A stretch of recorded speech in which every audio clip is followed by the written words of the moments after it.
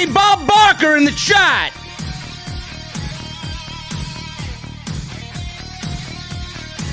The price is wrong, bitch. Get out.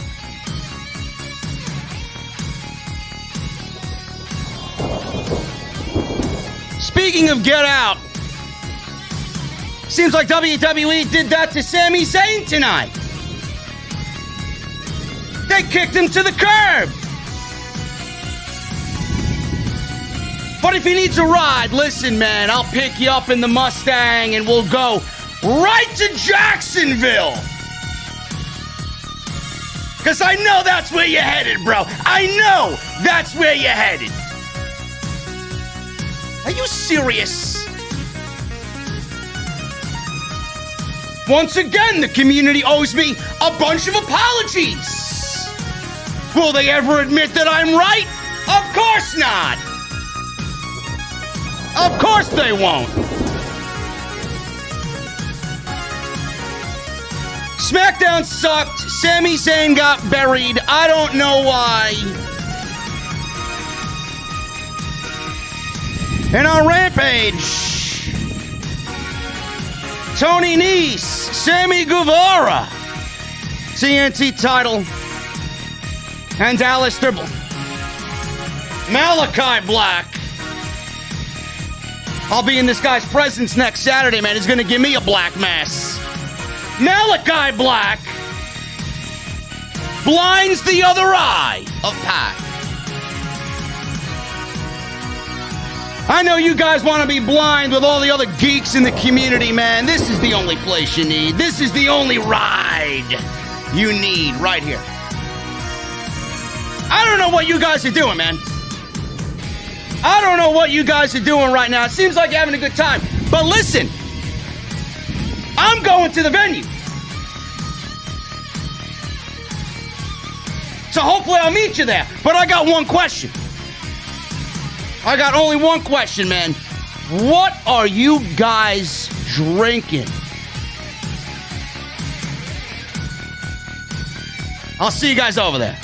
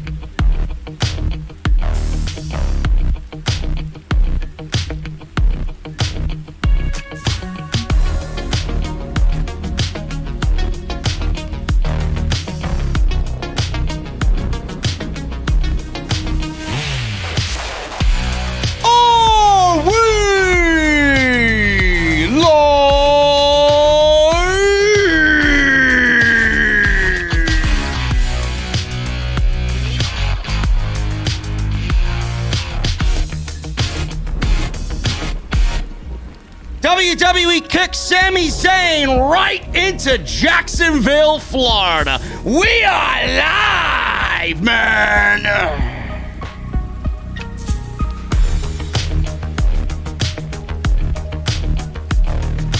You know, that's something I got criticized for as well by a bunch of nobodies on social media. Sami Zayn given a Universal Championship match, only for said Universal Championship match against Roman Reigns to last 11 seconds. Great job there, WWE. Thank you for coming, Sami Zayn. As far as the rest of SmackDown, a whole lot of nothing as usual. It is becoming worse than Raw. It actually might be worse than Raw. On AEW side of things, two excellent matches tonight. Tony Nese makes his AEW Rampage debut against Sammy Guevara. And a fantastic main event between FTR, PAC, and Pentagon Jr. You know what else is fantastic? The fact that this is the #1 podcast live every single night in the IWC.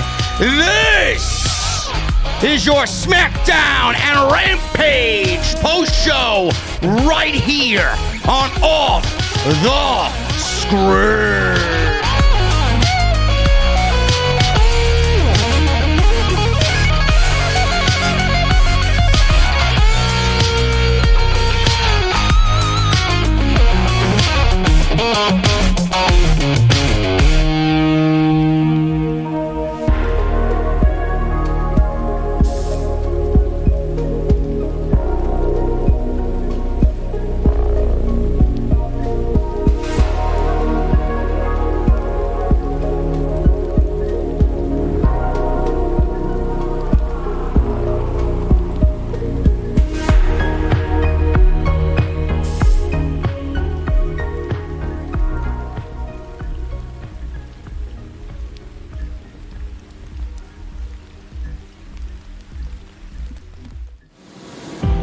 AEW successful? Why is Tony Khan running his promotion better than Vince McMahon and Bruce Pritchard are running Monday night and Friday night? Long-term booking.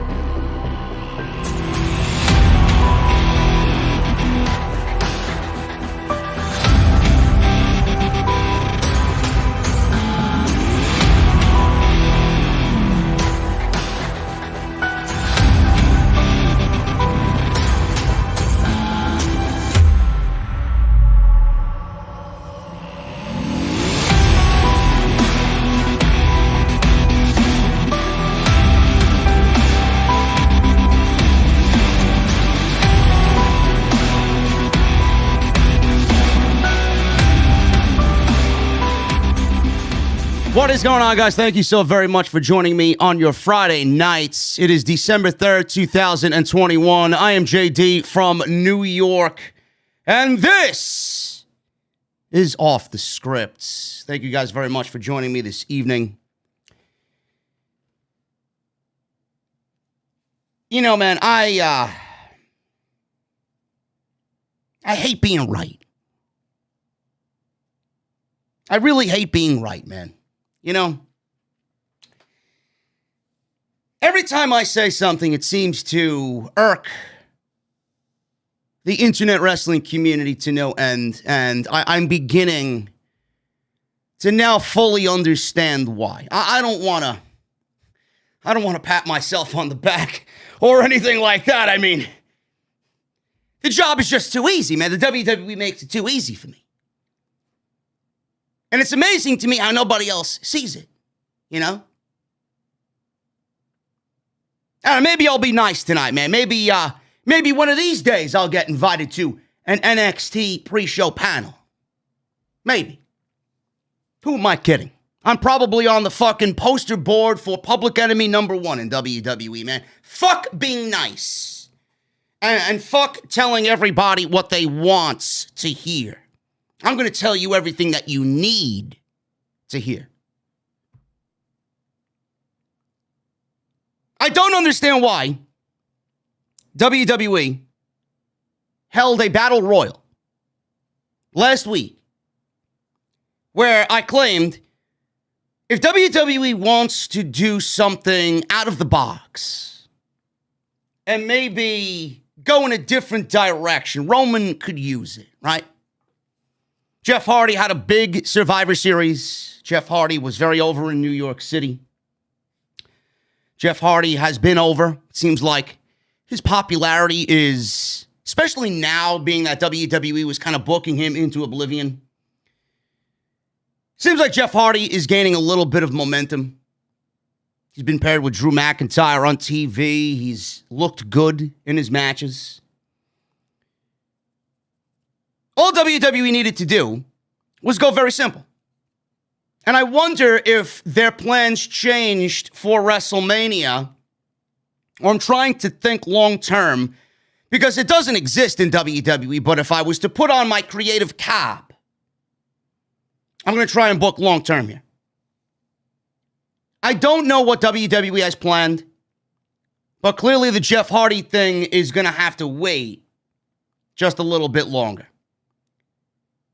But at the same time, doing Jeff Hardy and Roman Reigns, even though it's an interesting match, predictable, it's an interesting match. I think Heyman and Reigns and the Usos can really exploit Jeff Hardy in that one final run. The one thing I don't understand is if you weren't going to do that, why did you give us a battle royal? Why did you give us a battle royal for Sami Zayn to win the battle royal and become, laughably, and don't make this out to be I'm against Sami Zayn. I love Sami Zayn. I've been a huge Sami Zayn fan for many, many years. Huge Sami Zayn fan. But why did you give Sami Zayn the win in this battle royal, number one contender to the Universal Championship? Why did you even have a battle royal? If you knew last week that Brock Lesnar was going to be back this week and that Sami Zayn was going to get demolished and embarrassed and treated like a complete and utter fucking joke, which he was treated like a complete utter joke in WWE before this, but this was the exclamation point on top of fucking exclamation points tonight. And there's only one reason for why they did what they did tonight, which I'll get to in a second. But why did you hold a battle royal with Sami Zayn winning it, with Brock Lesnar coming back that you knew of? Why did you do everything that you did tonight with Sami Zayn if we were only going to get the Lesnar and Reigns match at day one? Did Sami Zayn really deserve that? What was the point of giving Sami Zayn the punishment that he endured tonight by the hands of Lesnar, Roman Reigns, and WWE management? Now, there will be people in the community that see this and say, oh, JD's an AEW shill, he's a WWE hater, he's always negative, and yada, yada, yada. Sami Zayn is just doing his job. Nobody expected Sami Zayn to win. What are you complaining about? Nobody expected Sami Zayn to win. Nobody expects Sami Zayn to win any of his fucking matches, let alone against Roman Reigns. So that point is absolutely null and void. The point I'm trying to make is everything that you watched on last week's show tonight was rendered useless. Absolutely useless. WWE wasted your time last week and nobody gives a shit. You know who gives a shit? I do. You know who gives a shit? The people in this chat right now. That's who gives a shit. The people not watching your show on a weekly basis anymore. Why did we need what happened last week if today the result of what we saw was the way you wanted to go? I don't understand it. So why is Sami Zayn tonight getting a match against Roman Reigns and utterly embarrassed by Brock Lesnar and Roman Reigns? The answer is very simple, folks. And I know I've seen SAP reported or one of these credible sources in the community. Apparently, Sami Zayn's contract with World Wrestling Entertainment is up this month, if I'm not mistaken. And the only thing that I could possibly think of is that Sami Zayn is done with the WWE. And tonight, WWE was showing Sami Zayn exactly what they thought of him. They embarrassed him against Lesnar. They embarrassed him against Reigns. And that is his consolation prize for spending all these years in WWE and giving them his service. Get the fuck out, is what WWE said to Sami Zayn. You're not going to be with us. Get the fuck out. We don't want you. We don't need you. And tonight we're going to show you how invaluable you were to us. Completely fucking garbage is what WWE did tonight, as far as creative is concerned. Sami Zayn was treated like a piece of garbage. Now, does he deserve to be treated like a worthless piece of shit? No. That's on WWE. But I got to give Sami Zayn credit. Got to give Sami Zayn credit. Sami Zayn played his role tonight absolutely fucking perfect. Absolutely perfect. He was brilliant in his role tonight. I love the interaction between him and Lesnar. I loved Brock Lesnar on the microphone tonight. Everybody that thought Heyman and Lesnar, they were the top tier act and Lesnar needed Heyman. Lesnar was fantastic tonight. Everything about that opening segment I thoroughly enjoyed, man. I laughed, had a smile on my face. Lesnar is a solid B+ on the microphone. He really knows how to have fun when he wants to have fun. Sami Zayn played his role as an instigator and somebody who thinks he deserves what he's got coming to him very well. I knew he wasn't going to win the Universal Championship. Everybody knew he wasn't going to win the Universal Championship. But that doesn't mean you got to treat him like a complete and utter worthless pile of shit. That's the problem that I have with this entire situation. If Sami Zayn leaves, good. I hope he doesn't re-sign with the company. I hope he does not stay with WWE. His talents would be far better used somewhere else. Now, I don't know if his contract is up. I don't know if his contract is up with World Wrestling Entertainment. That's the last thing I remember reading. And if Sami Zayn is done with WWE, he will be the first of this select group of people to walk out of the company. Will Sami Zayn be the dynamite that goes off? No pun intended. The dynamite that goes off in a string of other dynamite going off. Who's to say Kevin Owens doesn't walk away after his feud on Monday Night Raw with Big E? His contract's up at the end of January. As far as I'm concerned, Kevin Owens is not coming back to WWE in 2022. Ricochet, his contract may be coming up in 2022. I remember vividly that he signed a contract with WWE in January of 2019. The glory days of NXT. He may be done as well. Sami Zayn leads to Kevin Owens. Kevin Owens leads to Ricochet. Who's to say Finn Balor doesn't get up and walk away when his contract is about due up in WWE? Sami Zayn, if he's a free agent, which again, I'm not sure if that's the case, but I remember seeing his name tied with Kevin Owens about the same time where their contract is up. And then on the NXT front, we got Johnny Gargano. Johnny Gargano would be a fucking fool to stay with WWE. I would tell him that personally. And I honestly think Johnny Gargano knows that if he stays with WWE, he is a dead duck in World Wrestling Entertainment. You got two options there, Johnny. Two options. You either stay in WWE and become an NXT lifer, and your ceiling has already been reached. You'll be one of those guys that tags along with all the youngsters and puts over all the youngsters, and you get nothing for yourself. Or you go to the main roster and they bury the fuck out of you only to fire you 6 months in. Because they realize, why did we waste money on signing this guy? He's not what we want. He's not what we need. Fuck this guy. There's only two options for Johnny Gargano in WWE, and I think he knows that very well. And I think he's got a job waiting for him on the indies somewhere or in AEW, and I think we should get Johnny wrestling back. Kyle O'Reilly is good as gone. There's a mass exodus waiting to happen in WWE, and nobody is talking about it. Everybody's like, oh, well. We're getting Liv Morgan and Becky Lynch on Monday night. We're getting a steel cage with KO and Big E. Brock Lesnar's back. Meanwhile, Raw is utter trash. SmackDown is just as bad, if not worse.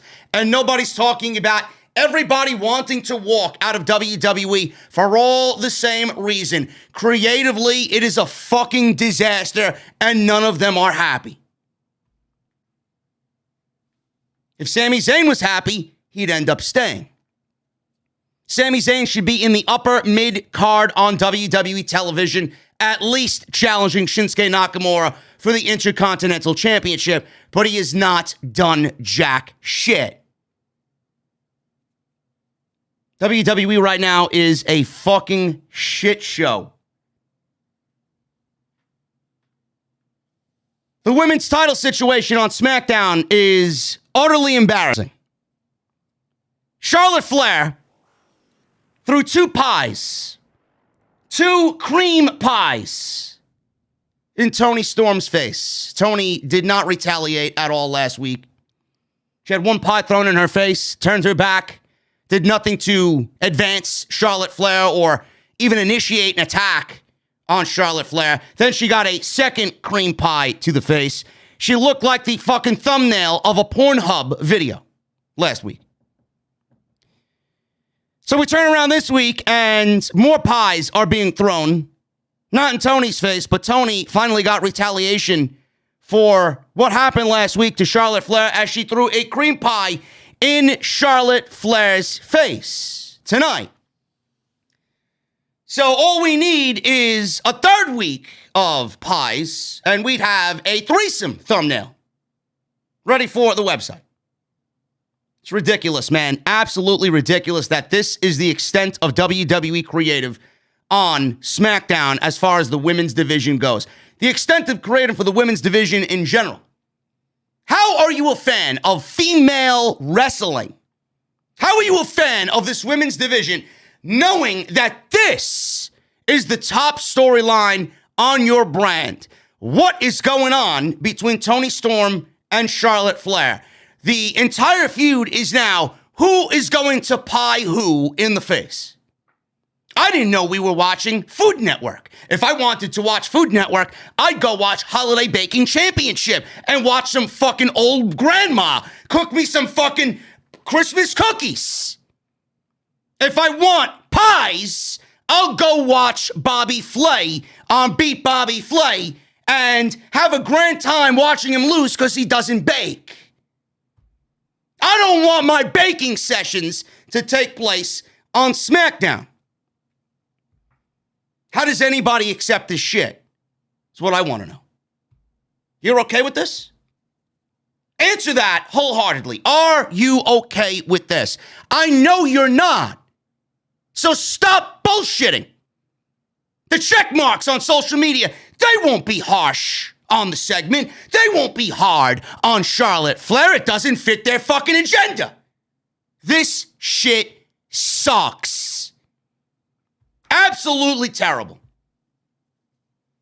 Charlotte Flair is the women's champion. I'm sure Fox is thrilled that Charlotte Flair is on SmackDown having pies thrown in her fucking face. And the worst thing of all, WWE had Toni Storm tonight come on the show and call herself Two Pie Toni. What type of pie are you, Toni? What type of pie are we talking about? I'll tell you what, I'm sure Bruce is not talking about the pie that's going to be served for his Christmas dinner. I'll tell you that. What a complete and utter fucking embarrassment. If you need any more clarification on what they think of women's wrestling, look at this current storyline with Toni Storm and Charlotte Flair. How fucking dare you?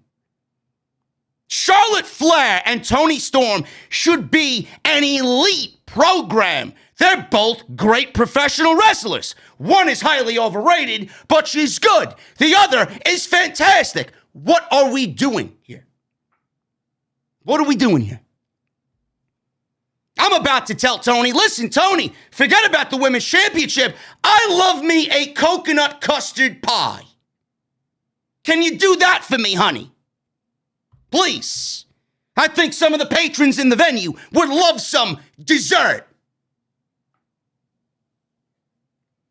Other than that, SmackDown was complete and utter dog shit. Nothing happened outside of Lesnar, Reigns, and the absolute burial of Sami Zayn. On AEW Rampage, we had Tony Nese making his AEW Rampage debut. He went up against Sammy Guevara. Another Sammy. This one's actually being booked like a champion, Sammy Guevara. Excellent match between those two. We'd love to see more of Tony Nese. It is a little predictable, yes, that Sammy Guevara is not losing the championship to somebody that really hasn't earned a shot or someone he's not in a program with. But this is a great moment for Tony Nese to show what he can do against one of the biggest baby faces in the entire company. As far as I'm concerned, this is a win for Toni Storm. Oh, not Toni Storm, Tony Nese. Too many Tonys. Toni Storm, Tony Khan, Tony Nese. This is a great showcase. Toni Storm wishes she had a good showcase. This was a great showcase for Tony Nese.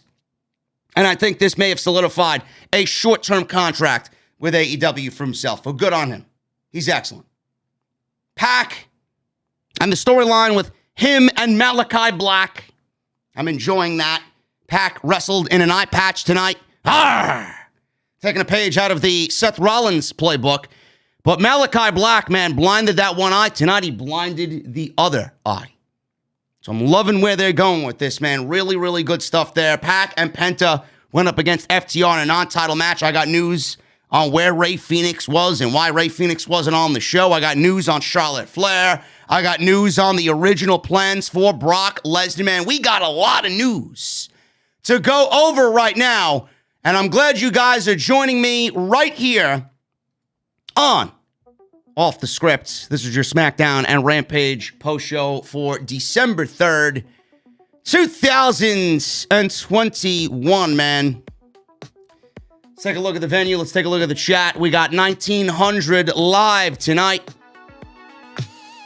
Can we get 1,000 likes on the live stream tonight? Can we do that, man? We're already at 777. So make sure you guys hit that thumbs up. If you're here and have not done so, hit that thumbs up. And make sure you guys support the channel. Best way to do so, when you hit that thumbs up, I show up in the recommendations. And the podcast gets pushed to more people, man. So you have the power to do that. So make sure you guys hit that thumbs up if you have not done so already. Get your super chats in, man. It's going to be a big night. I feel it. Let me know what you guys thought of SmackDown tonight. Let me know what you think of 2-Pie Tony. Let me know what you think of No Eye PAC. Let me know what you think of the burial of Sami Zayn. We will read his last rites tonight on the post show. So get those super chats in and let me know what you guys thought about tonight's SmackDown and Rampage shows.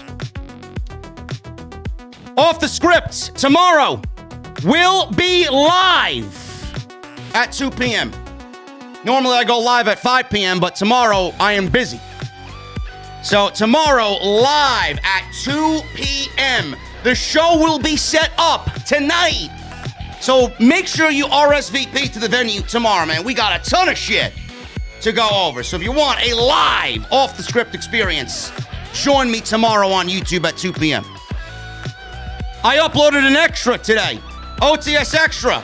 We talked about Beth Phoenix quitting NXT. Sure she did. And then we talked about WWE possibly abolishing the Cruiserweight Championship.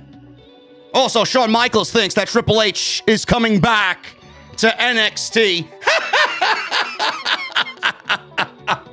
Oh my God, Shawn Michaels is going to be waiting a very, very long time, man. Give me a break. So if you guys missed that, go and check that out. It is on the homepage right now. I even left a link in the chat for you guys to go check that out, man. OTS Extra today. You'll see Beth Phoenix on the thumbnail. Go and get your t-shirts, man. Bonfire is the place. Bonfire.com.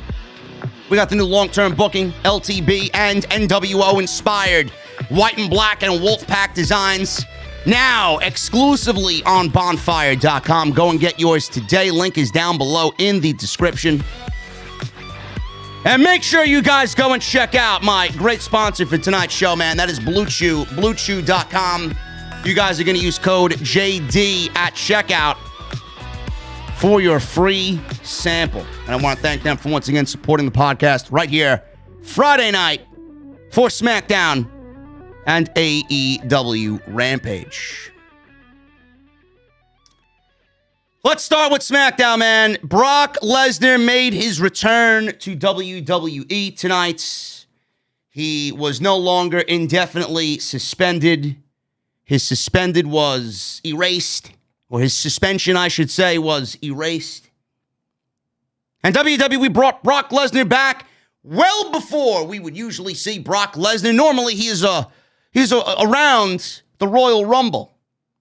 His return is around the Royal Rumble, and they brought him back tonight in the first week of December. I wonder why. Would it have anything to do with maybe SmackDown's ratings being in the fucking dump? Or maybe SmackDown not really trending at all because your show sucks and your creative sucks? So let's bring back the Beast incarnate. So WWE clearly brought Brock Lesnar back for a ratings draw, as SmackDown right now has become just as bad, if not worse, than Monday Night Raw.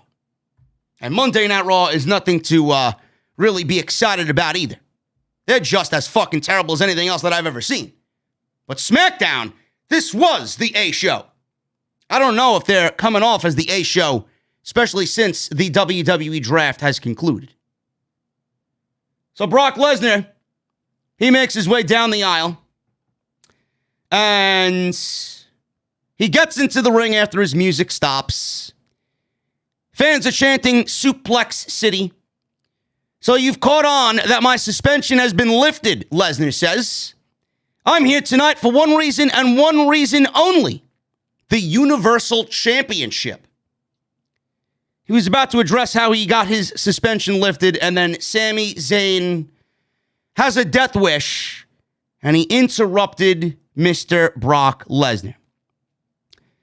So Sami Zayn is walking to the ring, and he's talking to Brock Lesnar, who's still in the ring. Fortunately for Sami Zayn, he says their paths are finally crossing after all these years. He said he thinks their careers share a lot in common, other than a couple of UFC championships and a couple of WrestleMania main events. He said that they are two Canadian alpha males doing their thing. He said, no disrespect or funny business. He's just there to tell him, man to man, that he is a fan. So Sami Zayn is a fan of Brock Lesnar. He said regarding his new hairstyle, this look you've got going on here, you should have done it years ago. Lesnar at that point had enough. Tell Sami Zayn to shut up. Lesnar told Sami, I'm sorry, I'm confused. I don't have the slightest idea who the hell you are. So everybody started laughing. And then he says, and I quote, pardon my ignorance. Are you a fan? You're a fan of me, he says. Sami then goes on to say, and he shills all his nicknames, he's a master strategist, and Lesnar shut him up again. Shut up. Shut up.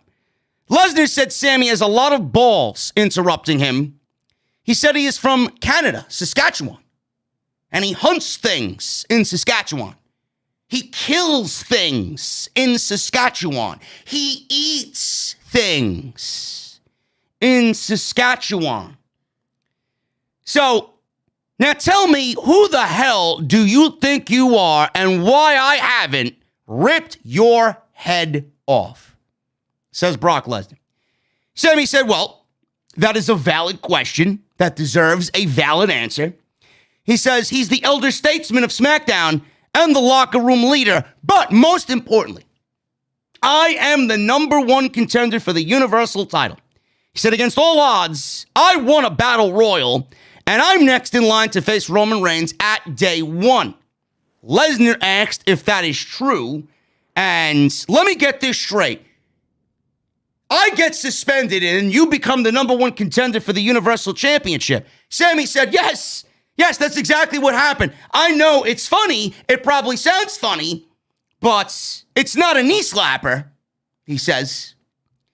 Sammy said after he beats Roman Reigns at day one, then Lesnar can have the first shot at Sami Zayn, no questions asked. Lesnar said, silly me! My apologies, it's all coming together now. Then he asked Sammy who is playing him in WWE. You do know management is playing you, right? Lesnar asks why he would wait until day one when he could face Roman Reigns tonight in San Antonio. Lesnar put his arm around Sammy and tried to be buddy-buddy with Sammy and said it'll be great. Sammy says, well, that's a good idea, but in all honesty, I need more preparation and I need time to get ready for Roman Reigns. Lesnar told him once again to shut up and said he should fight Roman Reigns tonight for the Universal Championship. Sammy told Lesnar that he was crowding him and they might have some creative differences here. Lesnar then again, very angrily, said tonight you will face Roman Reigns. Sammy back to the ropes, and thankfully, he didn't really get into any more trouble here. But before I started thinking that, he put his hand on Lesnar's chest to kind of gently back him away because Lesnar was crowding him. Obviously, you don't put your hands on Brock Lesnar, so Sammy definitely had a death wish here. So Lesnar took his wrist and his hand, his arm, started bending it backwards little by little. Tonight, again, he uttered. And then Sammy said, whoa, and then he just really wrenched on it. And then Sami Zayn was forced to say, yes, I will face Roman Reigns tonight. I think this is a good idea. Sammy then said he will be the new Universal Champion. And after I beat Roman Reigns, I will give you the first opportunity at the Universal Championship. It's embarrassing. It really is embarrassing. There's nobody on this planet Earth that thinks that this is legit. Now, all creative, illogical bullshit aside, I thought this was a great back and forth between Sami Zayn and Brock Lesnar. Lesnar was fantastic on the microphone. Sami Zayn is always fantastic on the microphone. He just knows the art of a promo. He knows how to go back and forth with somebody no matter who it is, man. The tone in his voice is always perfect. Sami Zayn never sounds scripted when he is out there. It always feels like Sami Zayn is genuine. Sami Zayn is an amazing promo. He's an amazing promo. He knows how to get heat on himself. He knows how to turn the knobs of the crowd the right way. He's excellent at what he does. I thought this was a fantastic back and forth. But then you dive into the creative aspect of it. I mean, I think we all knew what was about to happen. Sami Zayn was never going to get a championship match, which brings me to the point I made at the top of the show. Why did we waste a half an hour of our time last week to have Sami Zayn win this battle royal to become the number one contender when Jeff Hardy was probably the more logical winner there in the battle royal? Now, that is eventually going to happen, I think. But why did you go with Sami Zayn knowing then that Sami Zayn was never going to be a guy that was going to get a championship opportunity? You gave him a championship opportunity you had no desire to give him. So why did you waste our time? If Lesnar was the idea for day one from the get-go, why did we need a battle royal? Why didn't Lesnar just come out and be granted a championship match? He's got every right to be granted one. He was fucked over at Crown Jewel. That's it. That's it.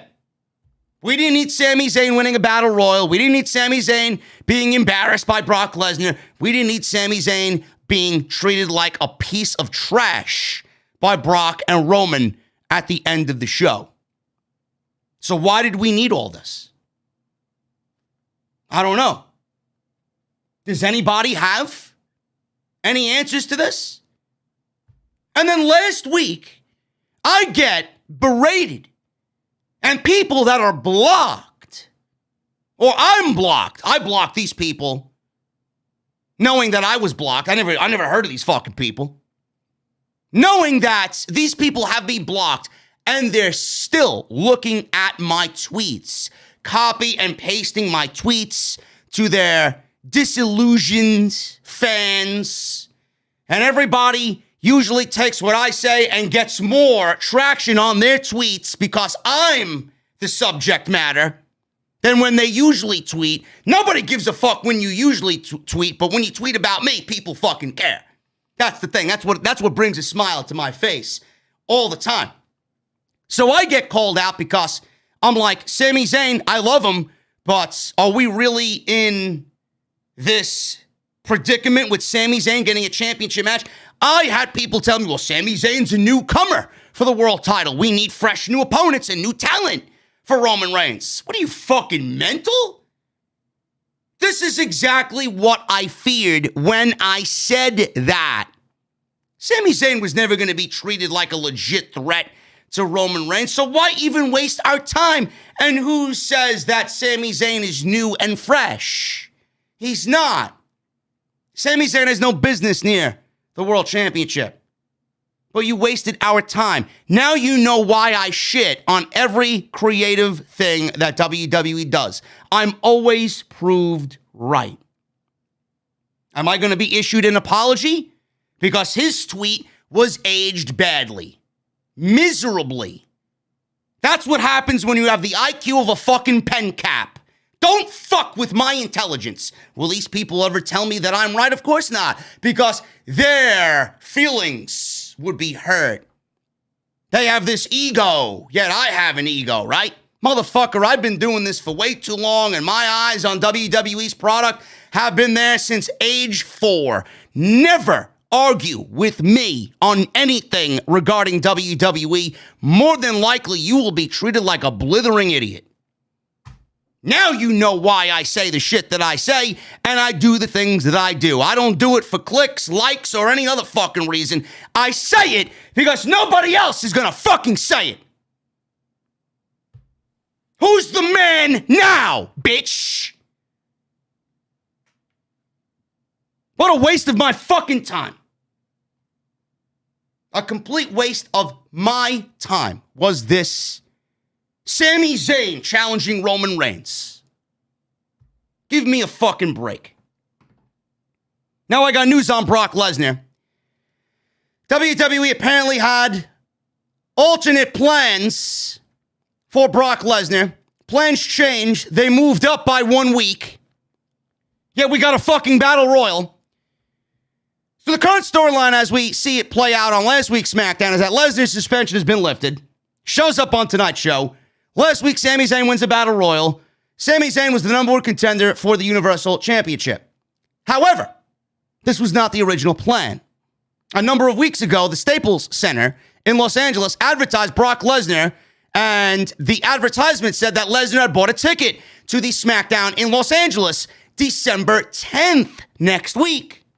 The idea that would have been that Lesnar would still be suspended, so buying a ticket as a fan would be the only way he would be allowed at the show.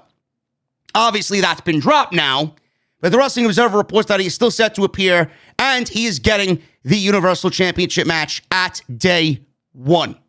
They are just confirming that the ticket storyline was the original plan. So WWE moved everything up by a week, and we're still getting the Battle Royal, knowing they knew Brock Lesnar was going to be at day 1 challenging Roman Reigns. Now the question that I have is,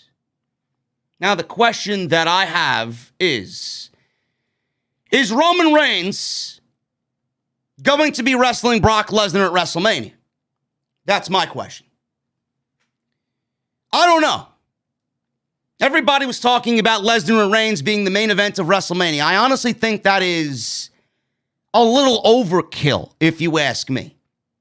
So we're getting it at day 1. I'm surprised to see WWE doing it already this early and not at WrestleMania. Does Reigns and Lesnar mean that WWE has Dwayne Johnson locked up for AT&T Stadium in Dallas at WrestleMania 38, and we're going to get The Rock versus Roman Reigns?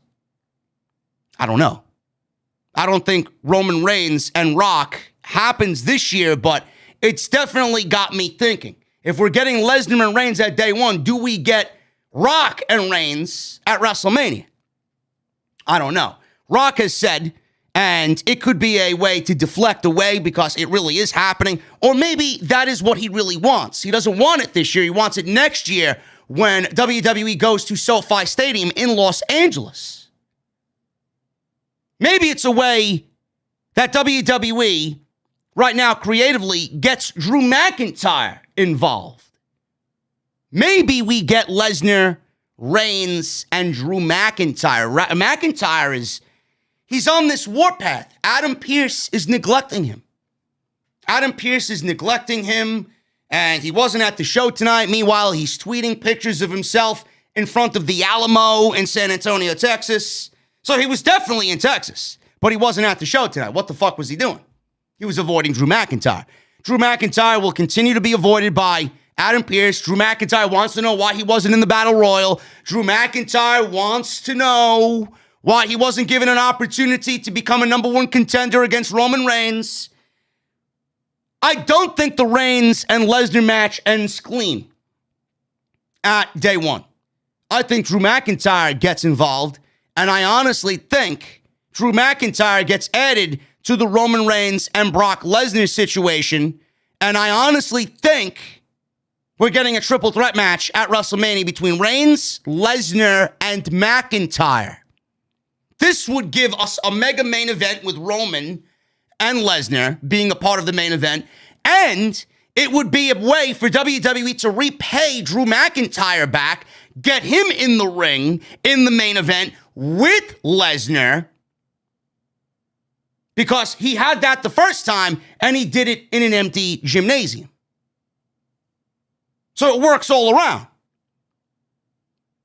So my question is, and your question is probably, who wins? If it's Reigns, Lesnar, and McIntyre, who wins? Roman Reigns, of course. Roman Reigns, of course. And he pins Brock Lesnar. Why does he pin Brock Lesnar? Because Lesnar can't afford a loss. Drew McIntyre can't afford a loss because he's going to take that triple threat match where he wasn't pinned at WrestleMania, if this does happen, and he's going to take it into the next couple of months over the summer, and that's going to be your SummerSlam main event. Drew McIntyre versus Roman Reigns for the Universal Championship. I'm already planning this out. That's what we do. Roman, Brock, and Drew McIntyre, Universal Championship, triple threat match in the main event on night 2 of WrestleMania. I think it just makes complete and utter sense. We're not going to get Drew versus Roman early. We're not going to get Roman versus Brock again at WrestleMania. McIntyre is going through what he's going through right now because he will be involved in that Universal Championship title hunt. Then we get Drew versus Roman going into SummerSlam. Or maybe we get that happening at Money in the Bank. They got 2 stadium shows. 2. Money in the Bank is taking place the same venue, the Raiders Stadium, Allegiant Stadium in Las Vegas. Maybe we get that at Money in the Bank, and then maybe we get Jeff Hardy at SummerSlam. I think that would go over big. Create a nice little story where Jeff Hardy has this one last hope of redemption and trying to win the Universal Championship, a major world title. Imagine him teasing victories multiple times in a stadium, 40,000, 50,000 screaming Jeff Hardy fans, thinking that he's going to beat Roman only to fall. I think that's a great moment. I really do. Honestly, I think that's the way WWE should really be thinking. Going into Royal Rumble, WrestleMania, Money in the Bank, SummerSlam. We'll see what happens. Then the question is, who wins the Royal Rumble? Who wins the Royal Rumble? Clearly, it's going to have to be a Monday Night Raw superstar, because if Drew McIntyre is going to get involved with the Universal Championship, The Royal Rumble winner is going to have to come from Monday Night Raw. And who would win that Royal Rumble? Big E, he might still be the WWE champion. We don't know. WWE could easily give it to Seth Rollins at day one. Who wins the Royal Rumble coming from Monday Night Raw? Is it Edge again? Do we get Edge and Big E? Or maybe it's somebody that isn't even on the roster. Maybe we get Walter. There are big rumors about Walter getting into shape, main roster shape, being that is the one thing that they ultimately care about on the main roster. He may win the Royal Rumble as a surprise entrant, and he may challenge Big E for the WWE Championship. That is a great 1-2 combo. And we're kind of already fantasy booking WrestleMania. Reigns, Lesnar, McIntyre for the Universal Championship. Big E versus Walter for the WWE Championship. Then what do you do with the ladies? Becky Lynch is clearly going to be the Raw Women's Champion going into WrestleMania. Does Ronda Rousey come back? I don't know. Is she going to be ring ready? That's a WrestleMania type match. Or maybe they save that for Los Angeles the following year. Maybe we get Becky versus Rhea for the Raw Women's Championship. Rhea needs to be absolutely gutted, and she needs to start all over again. That woman is as dead could be. Maybe Rhea Ripley wins the Royal Rumble. Maybe she gets the title shot against Becky Lynch. I don't know. Becky versus Rhea sounds like a decent match to me. What about Bayley? Where's Bayley going to fit at WrestleMania? She'll be due back.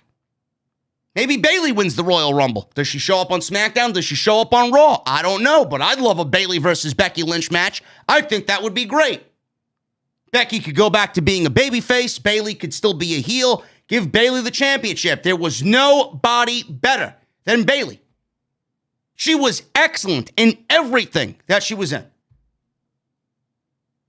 So I'm already fantasy booking WrestleMania. On SmackDown, Sasha versus Charlotte. Doesn't really interest me all that much, but seems like that's where they're headed. I would actually do Toni Storm as the women's champion going into WrestleMania. I really would. I'd have Sasha and Toni Storm as the women's championship match at WrestleMania, but knowing that Charlotte Flair is not going to be left off a major match on WrestleMania, it's probably going to end up being Charlotte versus Sasha. So like I said, I'm already fantasy booking WrestleMania. A lot of different ideas that WWE could go in, but I do think that Drew McIntyre will make this a triple threat match at WrestleMania. I do think Roman wins, or it doesn't necessarily win. I do think Roman walks out of day one as the Universal Championship, and then we get the triple threat match between Lesnar, Reigns, and McIntyre at WrestleMania. Sami Zayn was backstage, and he was talking to Sonya Deville. He wanted to talk to Adam Pearce and try and weasel himself out of this championship match tonight. She said he was having travel issues, but she can help him because now she's running the show. Sami said he put his foot in his mouth and he might have agreed to face Reigns tonight. He said it's not actually a good idea. Lesnar walks in. Sami told Lesnar that because Pearce isn't there, maybe they should wait. Deville said, no, I could make the match official, and I am going to make it official. It will be Sami versus Roman in the main event of SmackDown for the Universal title. Lesnar then asked if he faces the winner at day one, and she said, absolutely.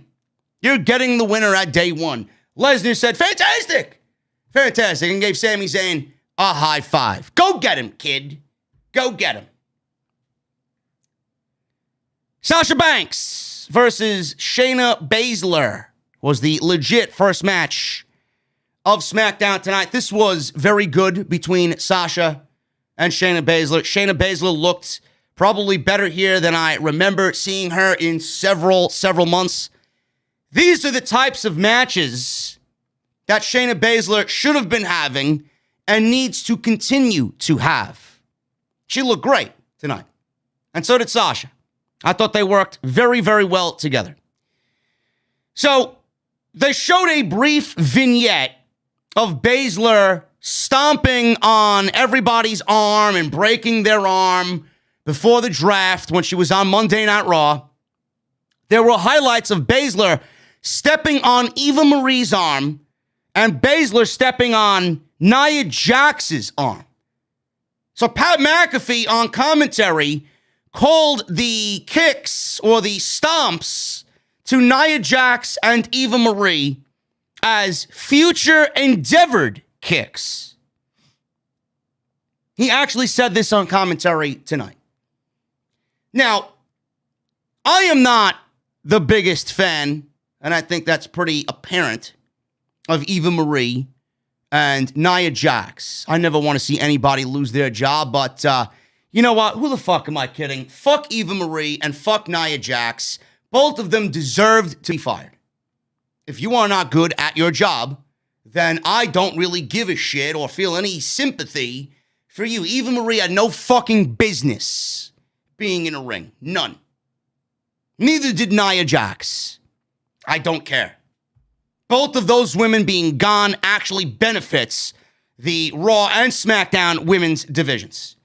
So for Pat McAfee to say future endeavored kicks, you know what? I give him a thumbs up of approval. You want to know why? Because he just uttered everything that we all feel. They were awful. I don't feel any sorrow or sympathy for anybody like that. I don't. You were awful at your job, and you were the furthest thing from being a professional wrestler. Get the fuck out.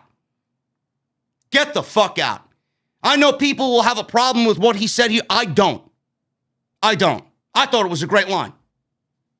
So that's the hill I'm going to die on. Banks ducked a charging Baszler and took early control here. Baszler attempted to stomp on Banks' arm. That's her MO.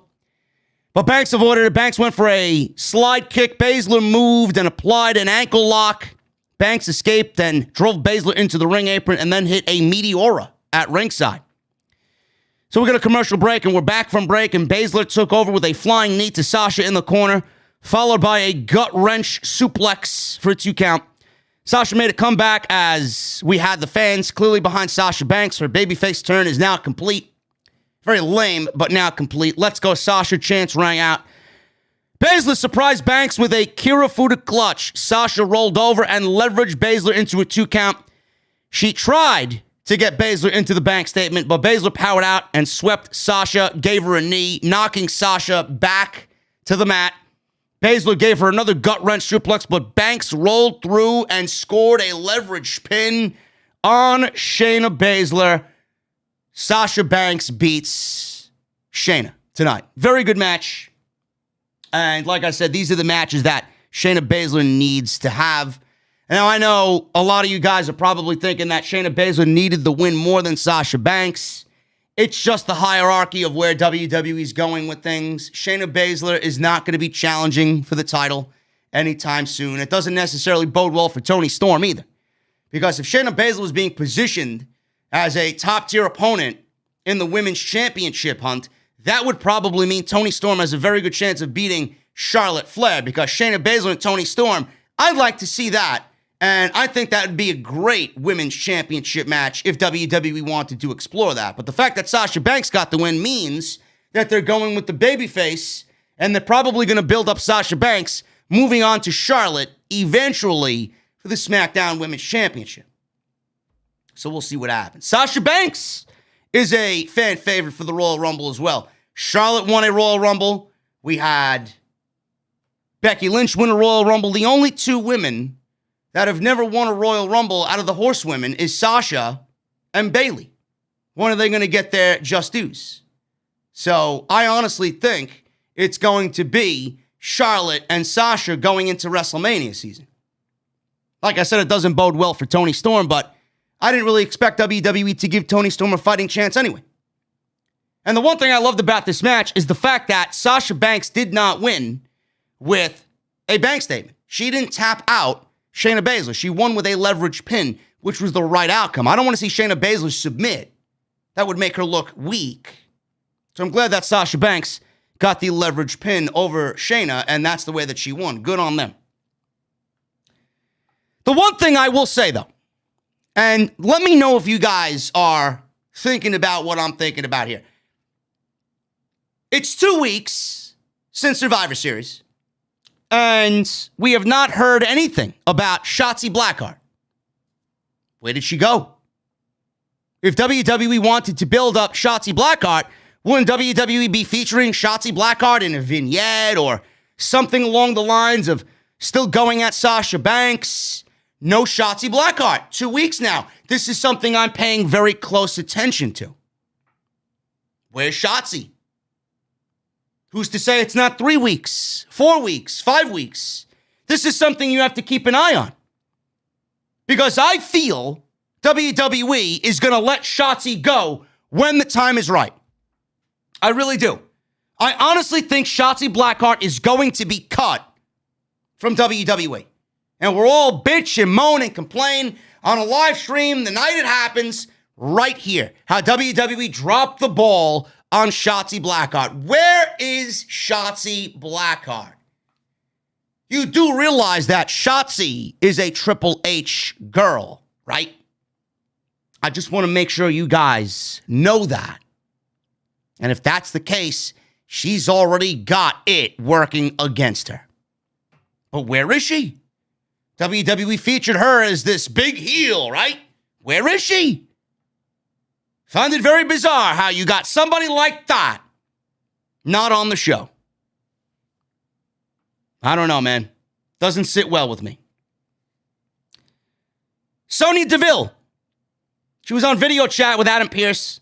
When she told him about Sammy and Lesnar, Pearce said, it's probably best if he didn't show up at all because Lesnar was in the arena and he didn't want to have to deal with Brock Lesnar. So he said she has it under control. She hung up the phone. Drew McIntyre walked in and asked who exactly was responsible for him not being in the Battle Royal last week. Deville said Pearce made the list.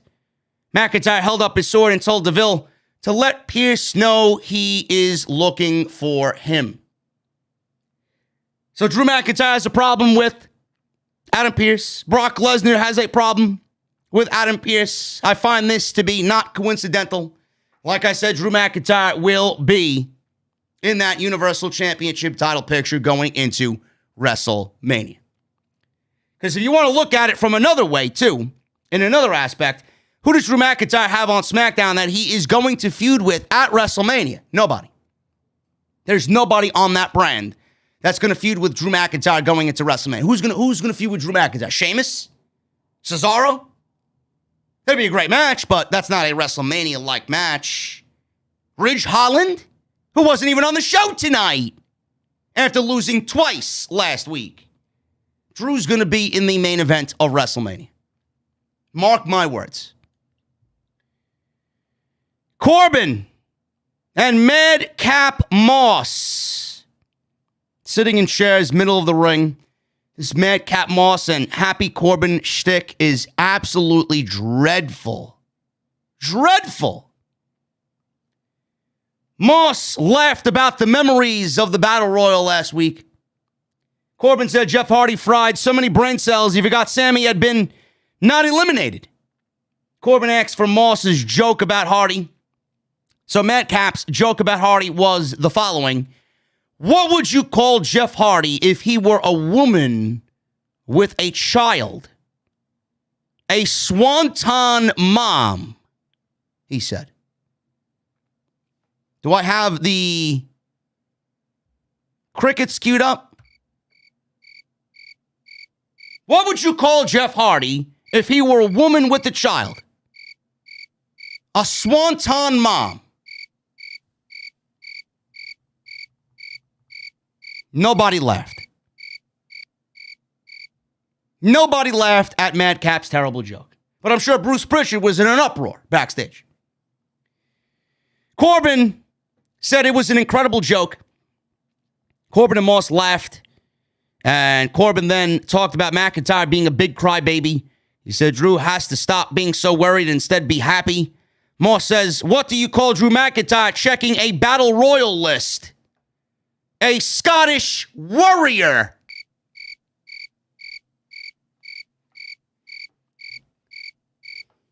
Yes, these are legit jokes said by Madcap Moss tonight, folks. I am not fooling you at all. I'm not ribbing you here. It's incredible how this show survives on a weekly basis. Then they want to know why nobody's watching. This is great material, Bruce. I mean, what could be the fucking problem? So McIntyre comes out. Corbin and Moss leapt out of their chairs. Moss approached McIntyre on the ramp. He tried to make peace. Hardy entered the ring and surprised Corbin with a twist of fate. Moss ran into the ring, so Hardy fended him off and gave him a twist of fate. McIntyre then gave Moss a Claymore. And McAfee said, the adults have finally entered the ring. So Hardy and McIntyre took their hats and they did a dance in the middle of the ring. You know, I said to myself, I'm watching this show tonight. I'm watching SmackDown on Fox, and I'm asking myself, for the people in San Antonio that paid tickets, paid money to see this show live, right? I wonder what you're all thinking seeing the line sheet of tonight's show. What am I going to get on SmackDown in San Antonio? And then you read the line sheet, and it's Madcap Moss with Happy Corbin with a segment of Happy Talk. Do you feel terrible at that point? Do you feel like you've wasted your money and thrown money down the drain knowing that you're getting Happy Talk in San Antonio, Texas, and you're sitting there live? Who can find this interesting? I don't know.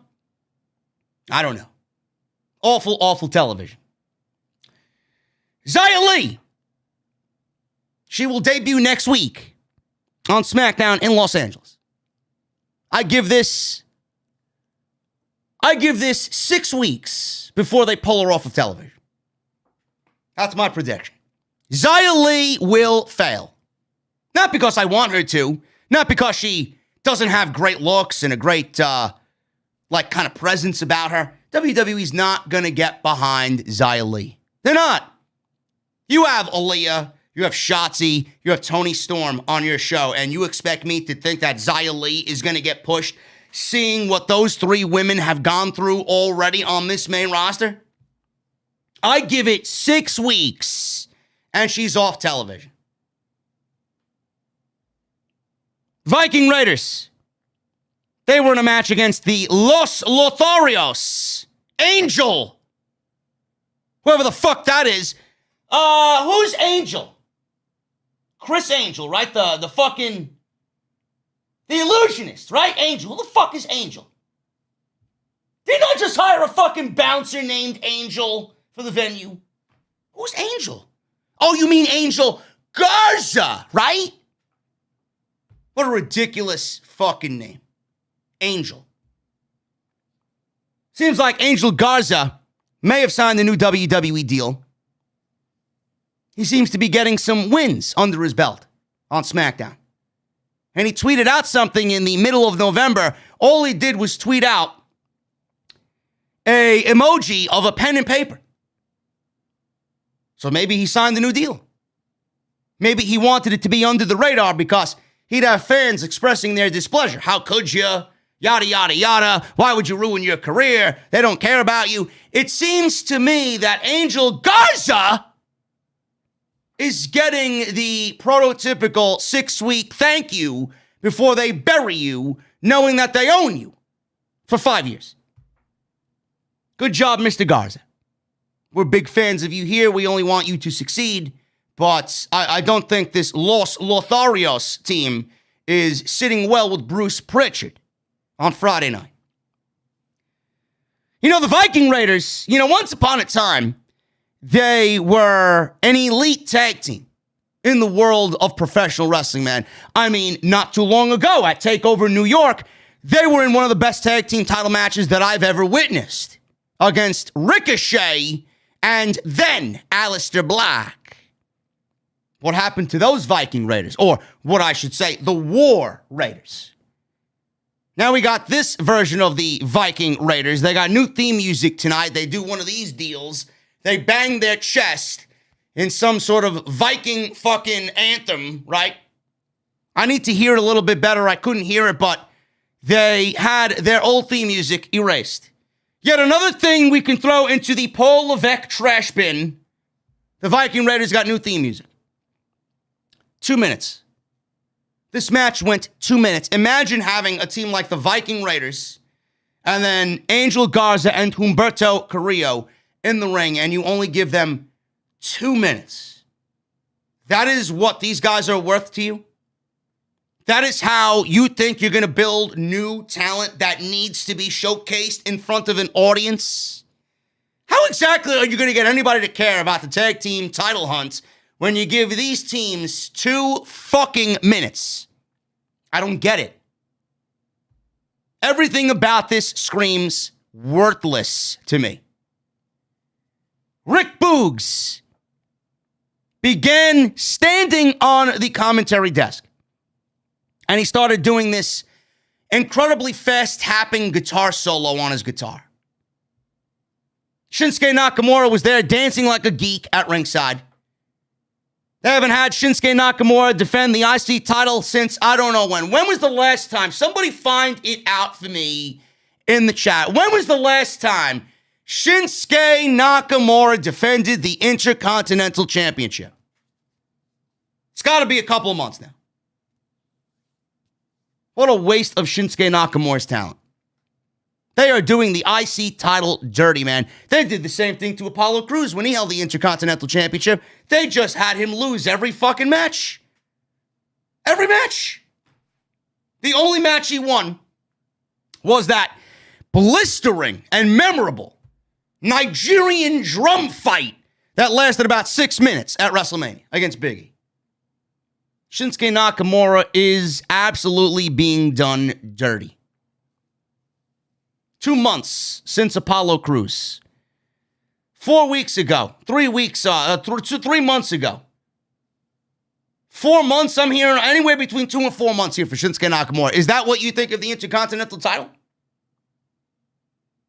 Unfucking believable, man. So Boogs is on the commentary desk, and he's playing guitar.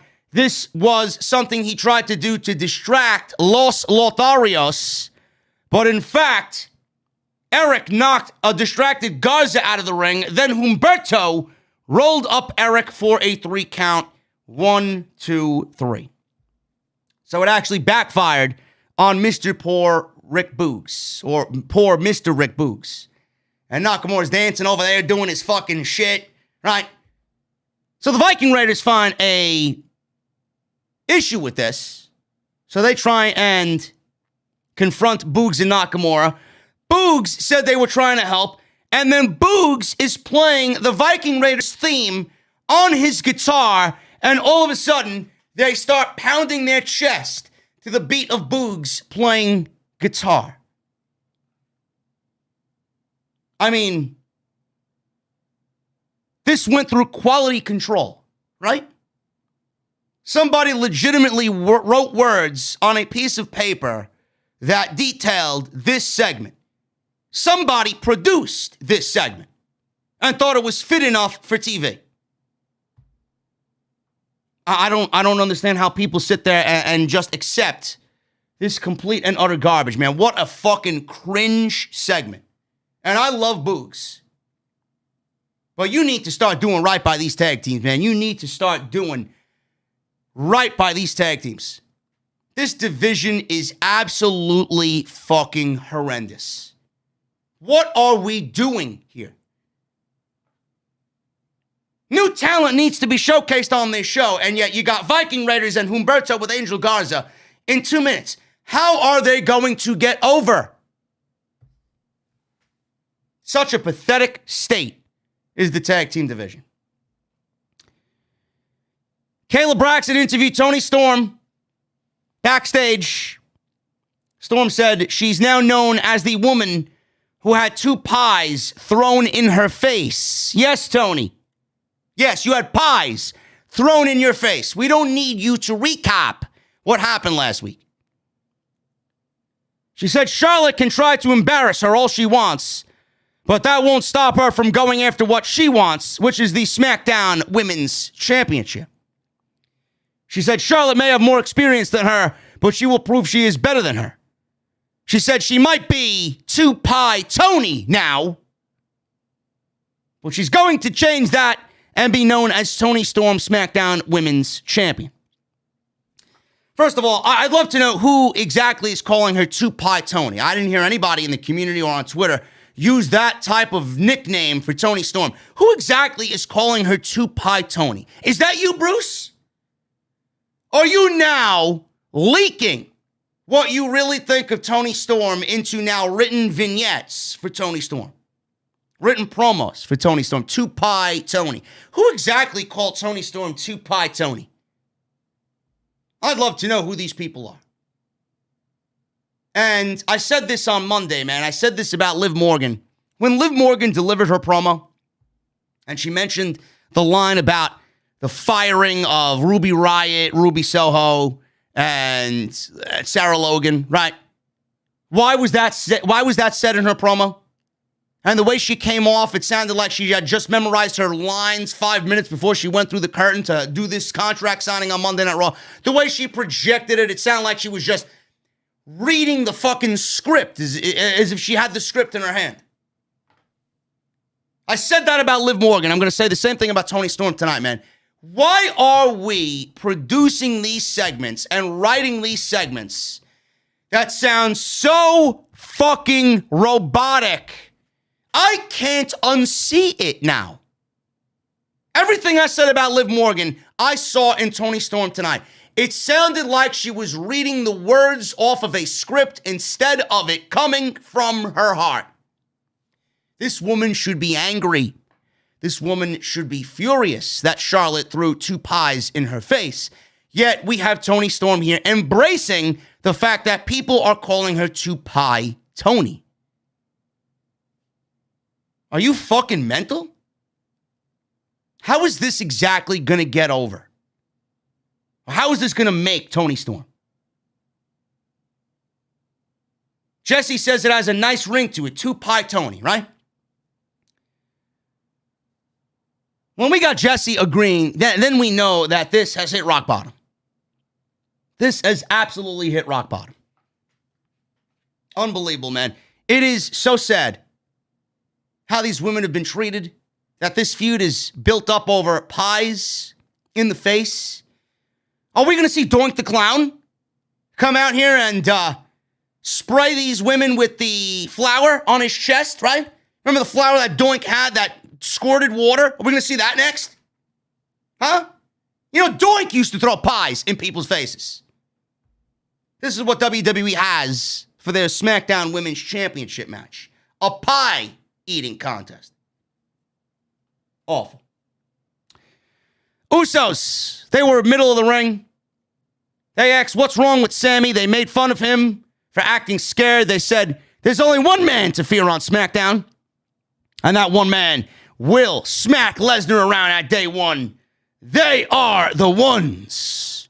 And we are talking about Roman Reigns. Xavier Woods comes out. He's in his robe.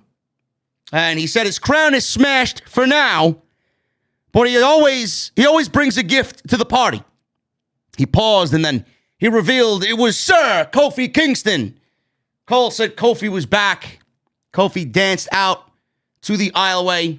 We got Xavier Woods versus Jey Uso in a 3-minute DQ. Woods wins by DQ. Xavier downed Jey with a somersault into a clothesline, followed by a spinning elbow to the side of the head. He climbed the ropes. Jimmy yanked him off, and the referee called for the bell. That was pretty much the way the match ended. After the match, Kofi made the save and landed a Trouble in Paradise on Jey. They then beat up Jimmy 2-on-1, sending him into the ringside announce desk. The Usos then retreated. So Jimmy got involved here, the other Uso, causing a DQ. And we got the Usos versus the New Day for the SmackDown Tag Team Championships at day one. How many more times do we have to see these teams go at it again for the SmackDown Tag Team Championships? You know your tag team division is in fucking disaster mode when you got to go back to the Usos and the New Day. Then they want to know why no other team is over. How many fucking times do we need to see the same teams for the same championship? How many times is it now? What are they going to do any different than what we've seen already? And these two teams have had wars. What are they going to do new? And what are they going to bring to the table that's fresh for day one? Here's a spoiler. Probably nothing.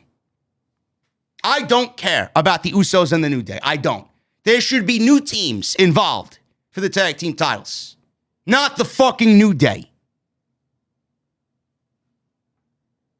Charlotte Flair. She came out to the ring. Charlotte was spinning in the ring and she was doing her fucking android dance in the ring. She called Toni Storm feisty and had a lot to say in regards to Charlotte Flair and the SmackDown Women's Championship. She said apparently the only way to get noticed on SmackDown is to challenge her and bring up her name every 5 seconds in an interview. She said she knows what Storm is doing. She said she feels she is giving Toni too much credit even now by acknowledging her. She said Toni was the talk of the town because she smashed 2 pies in her face. She said everyone at home was laughing because it was funny. I was not laughing. Charlotte Flair is a blatant fucking liar. Nobody was laughing at Charlotte Flair tossing pies in Toni Storm's face. Only Bruce and Vince McMahon. She said Toni can shower off the pie, but she can't rinse off the stink of her. She said Toni demanding a title opportunity doesn't add up, so she came all the way to the ring to show her respect and let her know that she is considering her challenge. She said her answer is no. She's not considering Toni Storm's challenge. She extended her arms. She did one of these deals. She leaves the ring. Her music played. She had her back turned. Toni snuck up behind Charlotte Flair and danced around on the stage as if she was legit Doink the Clown. She stood there running in place, all excited, giddy, because she had a fucking cream pie in her face, and she throws a cream pie in Charlotte Flair's face. Charlotte did not look pleased. Charlotte looked pissed. But you gotta give and you gotta take. You can't bury the talent every fucking week. You got 2 pies up on her last week. Now you got 1 in return. I think that's a good deal. The simple fact that this feud is built over fucking cream pies to the face is fucking sad. Give me a break, man. This is awful. Toni Storm should be built up as a legit threat to any woman on that roster, yet we got fucking circus acts being performed over the SmackDown Women's Championship. Cesaro, he went one-on-one with Sheamus. Man, oh man, I never seen this match before. They even brought up the fact that they were in a 7-match series. Yeah, we're getting it again on SmackDown. Man, oh man, how the draft has just ruined everything already, man. 2 months out of the draft, and we're getting rematches every fucking week on both shows. It is sad. It really is. Rich Holland did not show up at ringside with Sheamus. That bodes not very well for Mr. Rich Holland. He was shown backstage watching. Cesaro took it to Sheamus at ringside. He landed a running European elbow, sending Sheamus into the timekeeper's area.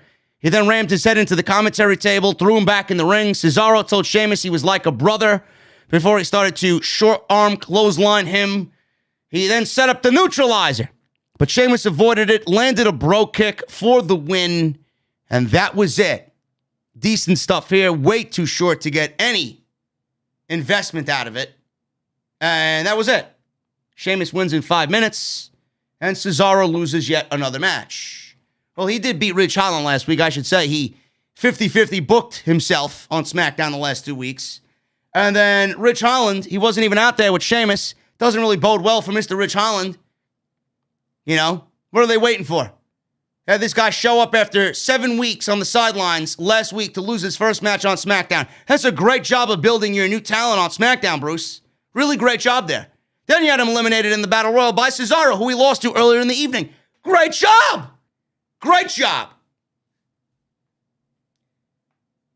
I do got news on Charlotte Flair, actually. I do have news on Charlotte Flair.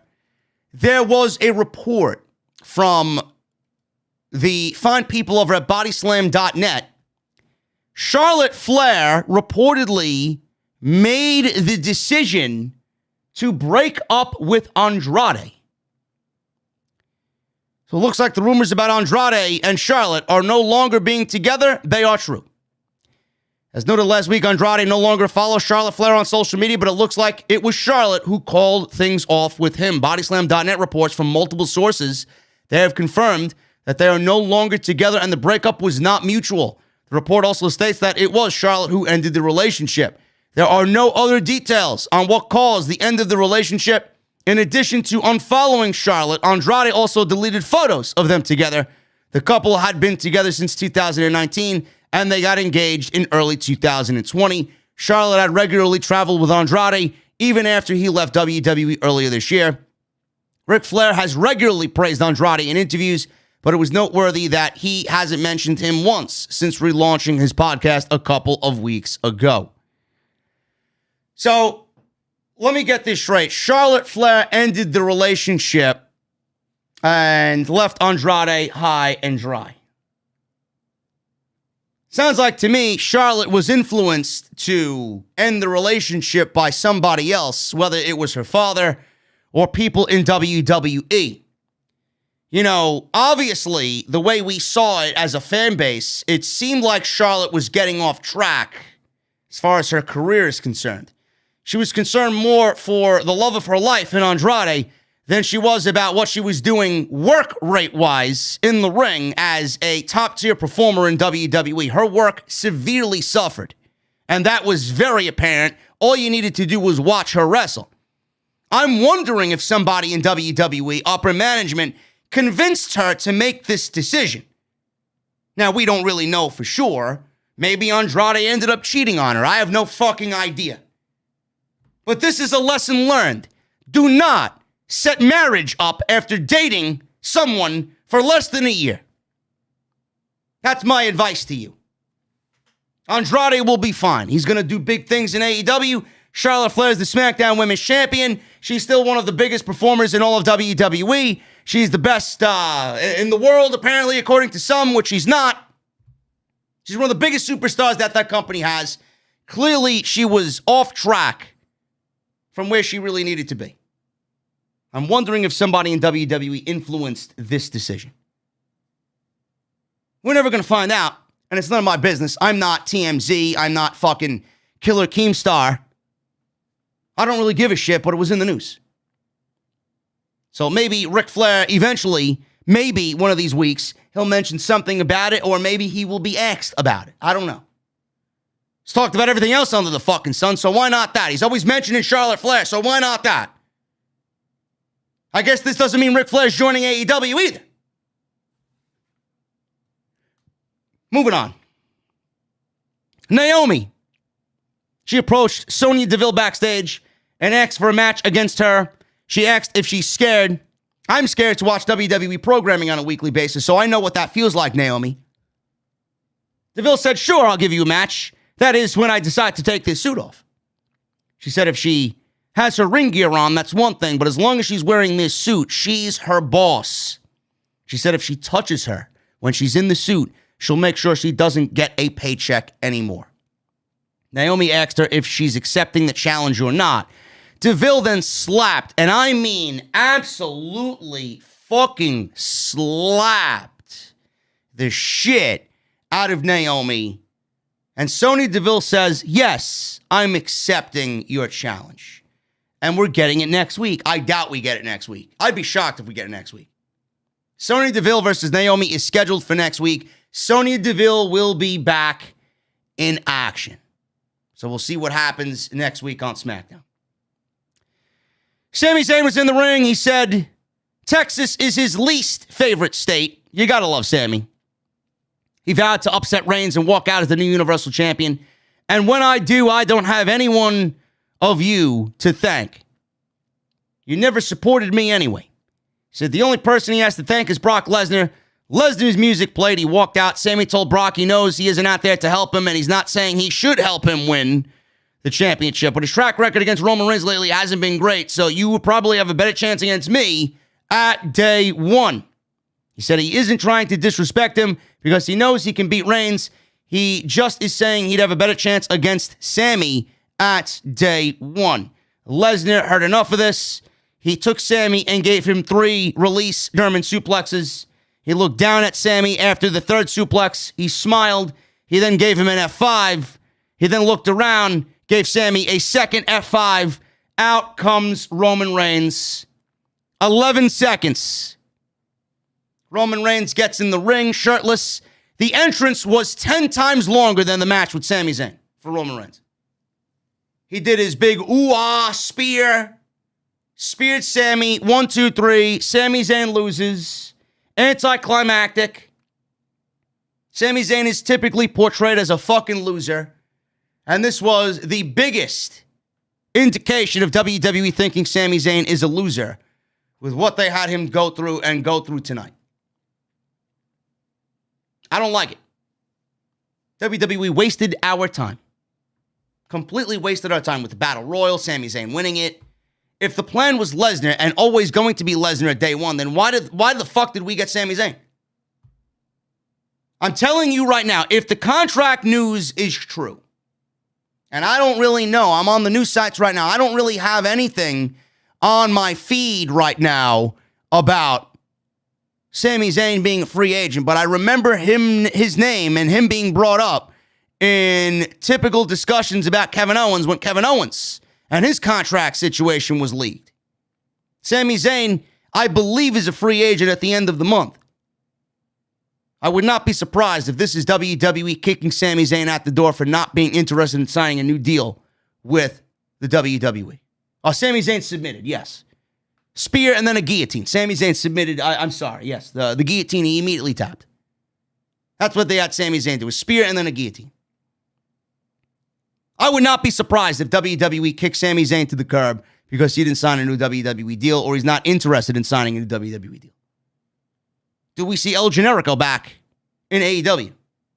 And is Sami Zayn, if he's a free agent, does he walk and is he the one stick of dynamite that will set off a trail of exploding dynamite? No pun intended. I don't know. It's going to be a very interesting month of WWE. You know, this is a potential mass exodus for WWE, and nobody's really talking about it. Kevin Owens, Sami Zayn, Kyle O'Reilly, Johnny Gargano, Sami Zayn, Ricochet, Kevin Owens. These are big fucking names. Look at the names I just mentioned there. Owens, Zayn, Ricochet, Gargano, Kyle O'Reilly. I mean, what wrestling promotion would willingly let any of those guys walk and not try and find the way to make money off of them? I don't get it. But nobody in WWE has a problem with that. They're just going to let them go. They want to sign Johnny, but I don't know why. It's very hypocritical of them to want to sign Johnny knowing that he's not the guy for them. What type of role is WWE going to give Johnny Gargano? Johnny Gargano's not an idiot. He's not re-signing with that company. War Games is his last show. Kyle O'Reilly, War Games is his last show. Who's to say Roddy doesn't get released? I said this on the Extra today. Roddy is challenging Joe Gacy. Cruiserweight Championship match at War Games Sunday night. Who's to say Joe Gacy doesn't win the Cruiserweight Championship and they retire the title? Where does that leave Roderick Strong? Roderick Strong doesn't fit WWE's mold on NXT 2.0. Diamond Mine can exist without Roddy. Who's to say they don't release Roddy? Because you know there's going to be another mass release coming. Timothy Thatcher, Danny Burch, Roderick Strong. Those are the names already being rumored. But Sami Zayn, if he's a free agent, tonight was the cherry on top of the get the fuck out of here Sunday. WWE showed you exactly what they think of Sami Zayn. It's quite sad. Another Triple H guy, Sami Zayn, as good as gone from WWE. Guys, let's check the chat. Man. We got 2,100 people in here right now. I appreciate you guys. Appreciate you guys very much, man. Man, we blew that like goal out of the water, man. What was it, 1250? We're almost there. Guys, if you're in the chat and you have not hit the thumbs up, man, we got 1,224 likes on the live stream. We need 25 more, 26 more for 1250. Can we do it? So if you're in the chat and have not hit the thumbs up, please go and hit that thumbs up right now. Also, get your super chats in. Let me know what you think of SmackDown and Rampage tonight. We'll hang out with some cold beverages and have some fun with the super chats in just a little bit. Also, guys, show some love to my sponsor tonight. Tonight's sponsored by Blue Chew. Winter is here, guys. Winter is here. And this episode is sponsored by Blue Chew. Confidence can take you far in life. And it also could help you in the bedroom, especially when it comes time to step up to the plate, man. You guys should be Santa Claus in the bedroom for your partner. There's no perfect way to do that. There's no better way to do that than with Blue Chew, man. Blue Chew is a unique online service that delivers the same active ingredients as Viagra and Cialis, but they are in chewable form, and it comes at a fraction of the cost. You guys can take them anytime, day or night. You guys can plan ahead, be ready whenever Santa wants to deliver those gifts in the bedroom. The process is very simple. Sign up at BlueChew.com, consult with one of their online medical providers, and once you are approved, you'll receive their prescription in days. The best part is it's all done online. No visits to the doctor's office, no awkward conversations, no waiting in line at the pharmacy, and Blue Chew's tablets ship direct. They're prepared in the USA in a very discreet package. You know, they always say that first impressions are most important, man. What about those lasting impressions? You're going to get that with Blue Chew. So if you guys can benefit from that extra confidence in the bedroom when it's time to perform, Blue Chew is going to help you right there. And like I said, I got a special deal for all my listeners tonight. Blue Chew is giving away a free sample, man. Code JD at checkout. All you guys have to do is pay the $5 shipping and handling. That's BlueChew.com. Promo code JD at checkout. And you guys are going to get your first month free. And I want to thank Blue Chew for sponsoring the podcast right here for the SmackDown and Rampage post show on Off the Script.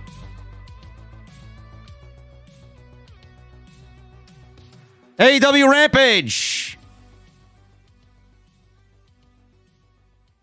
opened up with Tony Nese and Sammy Guevara for the TNT Championship.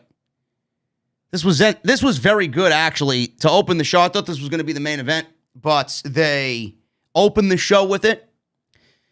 Tony Nese is excellent. I was a big fan of Tony Nese in WWE. I thought what he did with Cedric Alexander and Buddy Murphy and all those guys on 205 Live when the cruiserweights were really being given an opportunity to shine on WWE television. The pay-per-views had the Cruiserweight Championship defended. It was a great time.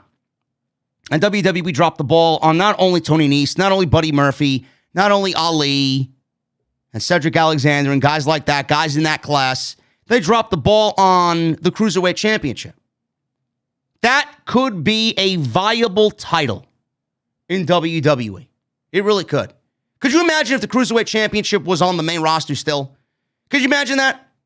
Instead of having guys like Gulak and Cedric and Shelton and Ricochet doing absolutely nothing, you could give a guy like Ricochet some importance on the show and give him a fucking Cruiserweight Championship. Even Finn Balor. Could you imagine the fucking matches that we would get out of the Cruiserweight Championship if WWE actually took it to be serious? I would have made it a floating championship all over, all three brands, but WWE doesn't like to do those things. They don't like to really dive into those type of things. This was a Triple H thing that they've killed. Again, another one of Triple H's ideas fucking killed. Tony Nese was a part of the latest cuts of releases over the fall. And I look at Tony Nese and I look at somebody who is in the best physical condition of his entire life. He looks phenomenal. He's not an ugly-looking guy. He's a handsome guy, right? And this is what WWE looks for. He's not the biggest guy out there. He's not 6'4". He's not 240 pounds. But I mean, this guy is sculpted like a Greek god, and he's a handsome guy. Yet he couldn't get over on WWE television. They didn't want to give him an opportunity to get over on WWE television. And he's a great fucking professional wrestler. So I find it very weird how WWE could not find anything for this guy to do and did not want to unleash him to their audience. So now he's here in AEW. And this was a great showcase match for himself on top of the work that he's done on AEW Dark. This was a very good match. Guevara. He had the ribs taped coming out of the pay-per-view match with the Dan Lambert crew, American Top Team. Guevara nailed a perfect twisting tope suicida through the ropes. That looked excellent on Nese. That was early on. And threw Nese into the ring steps and into the barricade. And Guevara was on offense. He was selling the ribs because of the dive through the ropes, which is always good to see. Always got to be mindful of what's going on. And Sammy Guevara was very mindful of his rib injury. Nese caught Guevara with an elevated stomach buster, which looked great. Nese snapped Guevara's neck across the top rope. Springboard moonsault from the middle rope. Nese worked over Guevara with a body scissors on the ribs and slowed the pace down, working Sammy Guevara. Nese grabbed a single leg grab, drove a knee into Guevara's ribs. Guevara came back with some clotheslines, a double jump springboard cutter for a near fall. That looked really good by Guevara. Nese countered a go to hell, a GTH, into another single crab. Guevara moved out of the way and maneuvered into a small package. Back and forth they go. Guevara ended up hitting a pretty Spanish fly on Tony Nese, as he usually does with his Spanish flies. Got a near fall off the Spanish fly. Guevara hit a top rope springboard moonsault on Nese to the floor. Nese came back with his own tope suicida on the floor. And then in the ring, a 450 splash for a near fall. Almost won the TNT title with the 450 splash. Nese powerbombed Guevara in the corner with a buckle bomb. Guevara came back with a big kick. Then he got the GTH, got the 1-2-3, and Sammy Guevara retains the TNT Championship. Very good showcase match for Tony Nese. If Tony Nese wasn't given a contract for AEW, I think he will be given a short-term deal to see how he does on AEW television. Nicely done by Tony Nese. He's always a quality guy. Always has been. And I think he could add a lot to AEW. Sammy Guevara, he's hot. He's over. He's one of the biggest baby faces that they got. He's still the TNT champion. I honestly think what Tony Khan needs to do with Sammy Guevara, enough of the open challenges. We need Sammy to get involved in a major storyline that has consistency throughout the weeks to come for the TNT Championship. The open challenges are great, but I don't want them to go and do what a WWE does with the open challenges. Open challenges to me mean that they don't really have any creative ideas for the people that they're having do these open challenge. So to me, Tony Khan doesn't have any creative ideas moving forward for Sammy Guevara and the TNT title. That's the way I see it. I say it on WWE television with Damian Priest. I'm going to say it here with Sammy Guevara. These are great matches. They're very good matches, but Sammy Guevara deserves a little bit better as far as storyline consistency. Who's going to be that guy to step up to the plate and take the title off of Sammy Guevara? There are plenty of people to do that. It could be Miro again. It could be a Malachi Black. It could be a PAC. It could be Andrade. It could be Cody. Who knows? Could be any one of these top-tier talents in the company. They are not short of top. It could be Adam Cole. Who's to say it's not Adam Cole, baby? Ton of talent in the company. That's what I want for Sammy. Enough of these open challenges. And good on Tony Nese, man. He did great and had a great showing tonight on Rampage. Christian Cage cut a promo for Jungle Boy and Luchasaurus. They are scouting the tag team champions tonight, meaning Mr. Pentagon and PAC. PAC is taking over for Phoenix, who did not make the show this week for AEW. Cage and his promo was, again, just like it was last week. I don't know if you guys feel the same thing about Christian Cage, but man, oh man, last week was pretty blatant. This week, it was blatantly obvious to a blind man. Seems like they're setting up a Christian Cage heel turn, and it just screams heel turn to me. The way he's acting, the way he's portraying himself, the way he's saying, my guys are the number one contenders. I'm going to watch their back, and I'm going to have them win the tag team championship. It sounds like he's just ready to turn. that they're just ready to turn.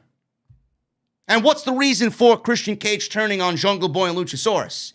Is it the fact that he is a third wheel?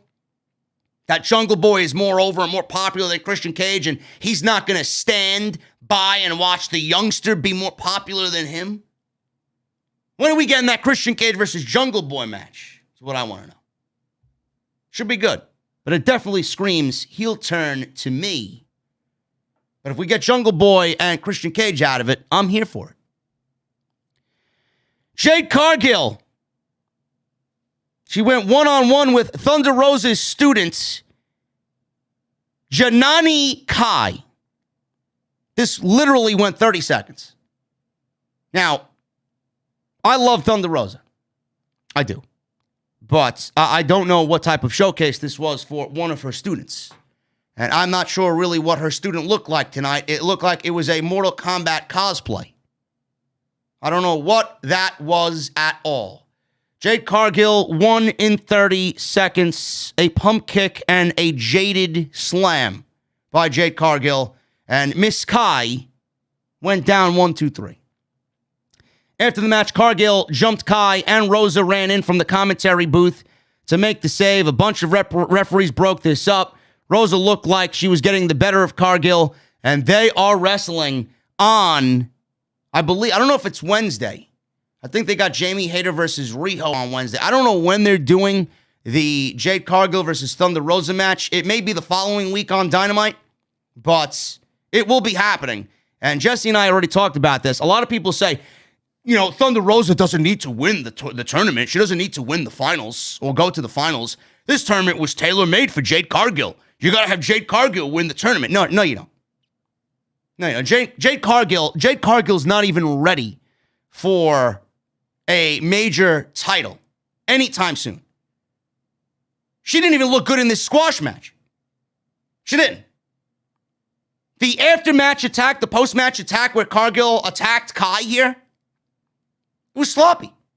You want me to say Jade Cargill is worth the TBS championship when she can't even get a pump kick right? She's not ready. As far as an in-ring aspect, she is not ready. I said this on Dynamite. I'm going to repeat this now. Thunder Rosa and Ruby Soho is the match you go with if you are debuting the title on TBS, the first Dynamite on TBS. That's what you're doing. You're going to go with the best match possible. Jade Cargill does not give you the best match possible against Ruby Soho. Thunder Rosa and Ruby Soho, then you set up Thunder Rosa losing because of Britt Baker and her camp. And then you set up Rosa versus Britt Baker for Revolution. And you give them the main event. That's what you do. Steel cage, main event, Rosa, Britt Baker, Rosa is the champion. Jade Cargill is not ready for a championship. And having her lose to Thunder Rosa is not going to stifle her momentum. She's losing to the best that they got. In no way does that hurt Jade Cargill. None. This was sloppy and not needed. I would have much rather given this a backstage segment or Jade cutting a promo and having Rosa do this post-match attack instead of a 30-second squash where I'm supposed to sit there and watch somebody that Thunder Rosa trained, and we got nothing out of it in 30 seconds. If you blinked, you missed it. What's the point? There was no point of Kai being on the show.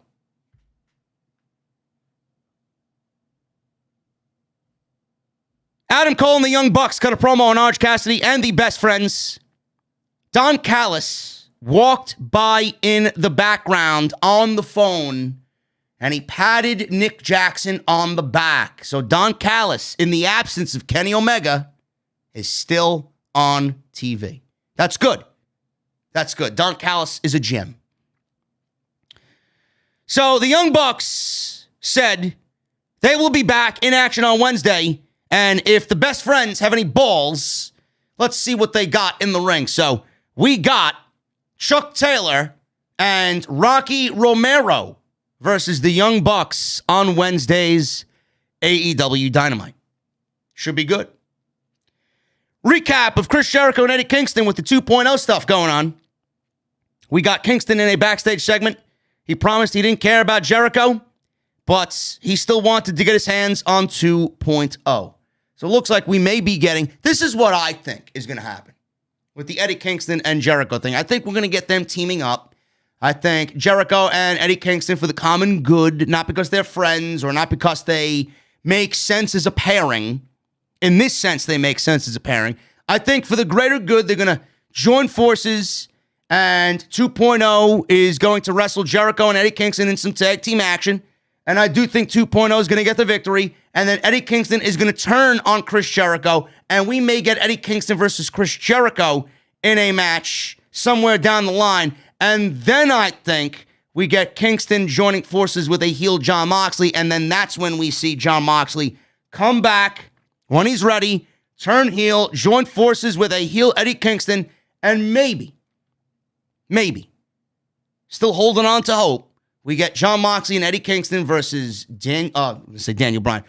Jon Moxley and Eddie Kingston versus Bryan Danielson and CM Punk. That's what I think is going to happen. Or that's what I would like to see happen. But I don't know. But I do think that this is going to be a vehicle for Eddie Kingston to turn heel on Chris Jericho. The main event, FTR versus Penta El Zero and PAC. This was an excellent main event to close out Rampage tonight. And Rey Fenix is injured, quote unquote, diagnosed with something, they said. I don't know what they said his injury was, but the real story with Rey Fenix is that he had visa issues. And the reason why he couldn't make the show was because of travel issues. Rey Fenix was not at Wednesday's AEW Dynamite, for those wondering why it was PAC and not Rey Fenix tonight. The storyline stated that it was injury-related. That's not the case at all. Rey Fenix is not injured, and Dave Meltzer reported on the latest Wrestling Observer newsletter that the real reason was due to travel difficulties. Getting to Duluth, Georgia was a problem for Mr. Rey Fenix. He will still be participating in Saturday's Triple Mania show in Monterrey, Mexico, where the Lucha Brothers will challenge FTR for the AAA tag team titles. Originally, Rampage this Friday was supposed to be a 2 out of 3 falls tag team title match, AEW tag team title match, between Rey Fenix and Penta El Zero versus FTR. That was changed to Penta and PAC versus FTR in a non-title match, and what they did tonight was excellent. So they worked around it. They worked around it very well. And we got a nice little storyline angle at the end of the show. So Penta was in trouble a little bit, and he was in FTR's corner. They were beating him up in their portion of the ring. And PAC got the tag. He took out Harwood with some devastating kicks. Everything PAC did was fucking beautiful, even with one eye. Guy had to wrestle with one eye, man. I would love to ask him how it felt wrestling with one eye and how the fuck he did what he did with fucking one eye. Unless he saw out of the eye patch. I don't know. This was great. He was doing everything as PAC normally does with one eye. So, everything he did was great. And then he went for a springboard and tripped over his feet into a forearm from Harwood, which I think was kind of intentional. He didn't do it because he tripped and he was clumsy. He did it because he had to sell the fact that he was wearing a fucking eye patch. So FTR took advantage. Wheeler has PAC locked into a Cobra clutch at this point. PAC fought out, sent Wheeler to the floor. Harwood threw his partner back in the ring so he could get the tag. PAC got Harwood with an enziguri, made the hot tag to Penta after being beaten down. Wheeler pulled Penta from the floor, so the attempted hot tag was not there. So, FTR hit a demolition decapitation elbow for a near fall. Referee Rick Knox here stopped the count because somebody in FTR was illegal in the ring, making the pin. They tried to cheat. So, Rick Knox, the crooked referee himself, Rick Knox, saw this and corrected it, which is quite surprising. Harwood took PAC to the top for a superplex, but PAC fought out of it, shoved Harwood to the mat, hit a shotgun dropkick with one eye. Great. Wheeler tried to cut off PAC from the tag, but PAC backdropped him, got the tag anyway to Penta, so finally made the hot tag to Penta. Sling blade, chops for both members of FTR. Penta did a Cazadora on Wheeler into a DDT on Harwood. Penta was all over the place, taking out both members of FTR. His offense here off the hot tag was great. It really, really flowed nicely. It wasn't over the top. It wasn't crazy. It wasn't like Rey Fenix was in there fucking going 1,000 miles an hour. Penta had some nice hot tag offense here on FTR. It honestly looked like a regular tag team match. And that, to me, from that guy, from the Lucha Brothers, is refreshing. It really is. So, he was taking care of both members of FTR. Penta hit the backstabber on Wheeler. Went for a cover, got a 2 count. Wheeler countered Penta's attempt at a package pile driver. Wheeler held up Penta in a wheelbarrow, and Harwood flew off the top rope with a leg drop. Kind of sloppy there, but I'll let it slide. Penta hit a corkscrew code red on Harwood for a near fall. PAC got another hot tag. He went for a crossbody, but Harwood rolled through. Harwood got a beautiful tiger driver on PAC for a near fall. Tully Blanchard then got on the ring apron, and he tried to argue that the last pinfall attempt was a 3 count. PAC and Blanchard then collided. Mass confusion here. PAC got a near fall on one of the guys of FTR. Wheeler hit a DDT on Penta. PAC clotheslined Harwood to the floor. PAC came off the top with a moonsault to the floor. Picture perfect moonsault with one eye. PAC was about to finish off Harwood on the apron, but Malachi Black came out of nowhere and spit mist in the other eye. The eye that did not have the eye patch on it. Spit mist into the good eye of PAC. Harwood rolled up Mr. PAC behind Rick Knox's back. 1, 2, 3, and that was enough for PAC to take the pinfall. After the match, FTR tore Penta's mask off. Alex Abrahantes went to go cover him with his jacket. Dax Harwood, in a hilarious show of disrespect, wore Penta's mask on his head backwards. That was great. Black continued to attack PAC, gouging his eye out. So here we got Malachi Black continuing the missing eye storyline. His eye is all fucked up, and now he's going after PAC's eyes. Eye for an eye. I love it. Malachi Black has been fucking brilliant in AEW. I love everything that he has been treated as a special attraction. He really has been. He's not there every week. He shows up mysteriously when he needs to. He's been booked perfect. Absolutely perfect. Excellent match this was. After the attack by Black on PAC, he had PAC's blood on his hands. And that's the way the show went off the air. A lot of heels in that closing segment. Very heel-heavy attack to close Rampage tonight. Very good Rampage. The show needs to be live, though. Rampage is always decent. It's never bad. It's just not must-see. Rampage needs to be live every week. It needs to be without spoilers. It needs to be on a different night. It needs to be AEW's version of SmackDown. It needs to be on Thursday night. That's what it needs to be.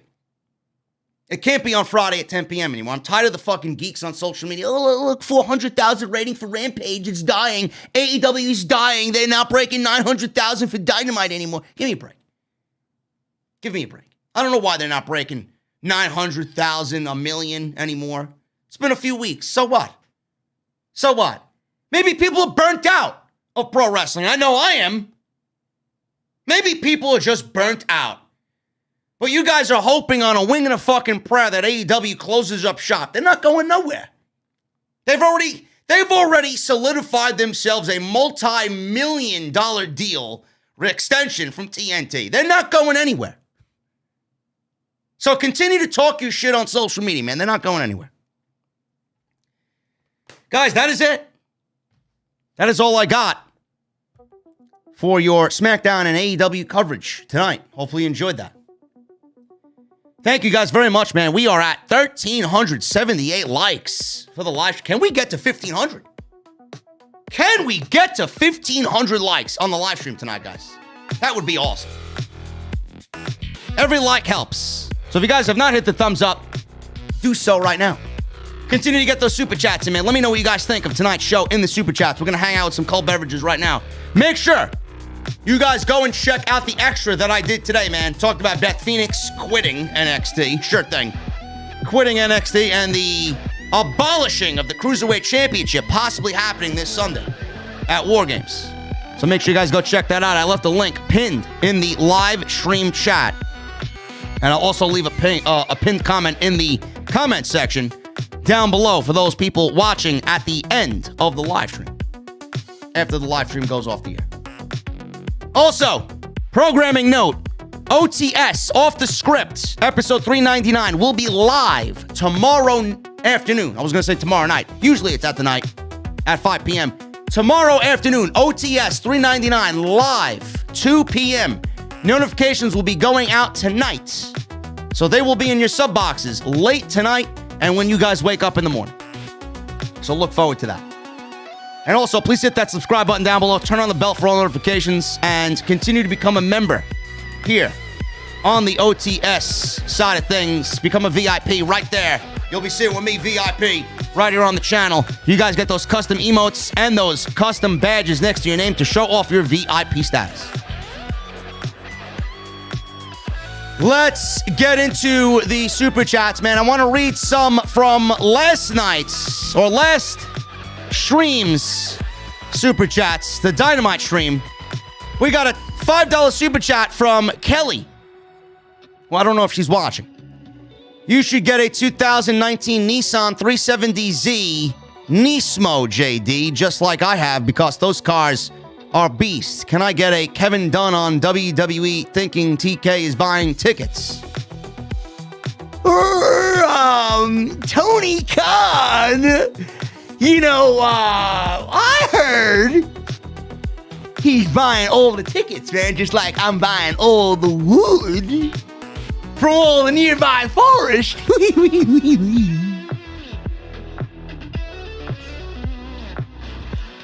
To Pie Tony. Oh, that's the wrong Tony. I'm sorry. That's the other Tony. Tony with an I. Michelle Moran with a $5 super chat. Poor Sami Zayn tonight. He deserved better. And if Roman beats Brock at day one, then how does it justify a third match at WrestleMania? Rampage was okay, not great. Michelle, well, I talked about that tonight.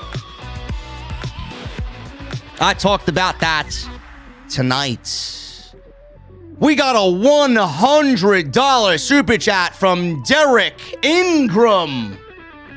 My boy Derek, what is up, man? That is a lot of money, bro. Thank you so much, brother. This show sucked. I actually fell asleep watching it. Derek, I envy you, bro. I really wish I could fall asleep during these shows. But I have a job to uphold here. Gotta do what I gotta do, brother. Thank you for your 100. And then Derek with a $5 super chat. Roman will retire with the title, hopefully, unless the Beaver stops it. LOL. Bro, I would have Roman either retire with the title or have Walter come in and beat him for the title. Susan D'Ambrosio with a $5 super chat. JD, tonight's Rampage was awesome. Love the work Tony Khan is doing and the talent at AEW. Thank you, Susan. Tony Khan is Booker of the Year 2 years in a row. Peter Lynn Reen. Or Peter Lynn Renee. With a $20 super chat. Tonight's shows, once again, demonstrated the creative team are victims of disorganized thinking. And to quote you, JD, they made Sammy look like a geek. Bro, victims of disorganized thinking. I like that. They are creatively bankrupt, bro. They don't know what the fuck they're doing. At all. ECW Hardcore 07 with a $10 super chat. Thank you, brother. Haven't tuned into SmackDown in a month. Wanted to check out Sami Zayn versus Roman. Typical Vince. Can't wait for Zayn to be in AEW. Also, Rampage has improved these last couple of weeks. Keep up the good work, JD. Rampage has been okay. I think Tony Khan is going to start giving some more big matches on that show to get the audience up. And I honestly think Tony Khan is going to be giving away a few more bigger matches on Dynamite. I think the one thing with Dynamite is a lot of people are kind of in the feels about wanting to watch the show, but he's giving away a lot of predictable matches. But the fan base is so fickle, man. The fan base is very fickle. Everything's got a reason for happening. I don't know why everybody is so up in arms about what Dynamite needs to fix. They don't need to fix anything. The fuck does Dynamite need to fix? Philip Newton with a $4.99 super chat. 2 years ago, you said WWE would be afraid of a mass exodus. Well, here we are now. Love the show, brother. Thank you, Philip. We are getting that mass exodus, I feel, very, very soon.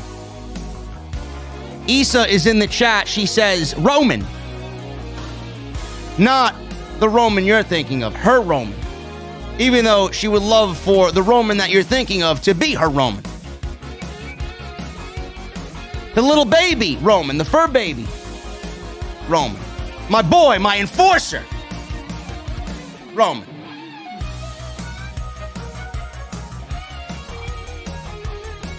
Thank you, Philip. Edwin Galdemez. WWE stands for worst wrestling ever. They are the worst promotion in the United States. Yeah. Immersion Diversions with a $1.99 super chat. Don't understand how people defend these WWE shows. Me neither, bro. Me neither.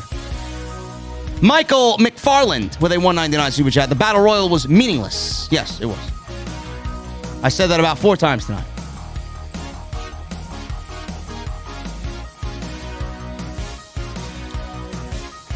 Majin Styles becomes a member for 6 months straight. Thank you, Majin. I appreciate you, bro. I appreciate you, brother. Drizzy Drew with a $4.99 super chat. I feel bad for Walter. I have a feeling WWE is stupid enough to pair him with the Creed brothers in the main roster just because they look alike.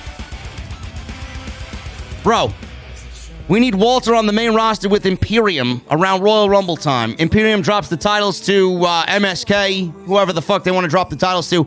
Call up Eichner, Bartel, and Walter all together. Put them on SmackDown, because SmackDown needs some serious fucking help right now.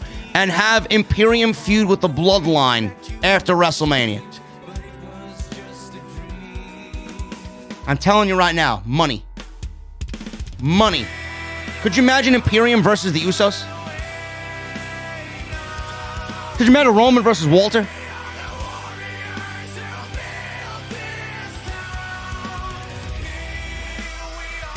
Derek Ingram with another $5 super chat. I got the Blue Chew. It finally works great. My wife likes it. Damn, LOL. Derek, I'm happy to hear that, bro. BlueChew.com, code JD. Tyler B with a $9.99 super chat. What's up, JD? Thank you for these great shows. As always, in your opinion, out of all the recent releases and the upcoming contracts expiring in WWE, who do you think AEW should pick up? Keith Lee. And somebody who's still employed by WWE, but I would like him in AEW, is Ricochet. Kevin Owens. Tegan Knox and Ember Moon also, man. There's too many. You could legit start a whole new fucking promotion with all the talent out there, man. It's absolutely ridiculous right now. JD, I fuck with this song. So do I. That's why I'm playing it. Joseph Verslays becomes a member in the venue. Joseph, thank you so much for your membership and becoming a VIP, bro. What are you drinking?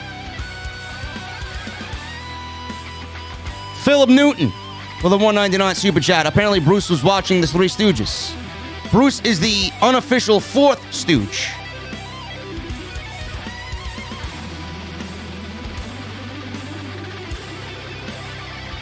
King Mo with a $1.99 super chat. I'm over the Roman vs. Brock matches. It's tired.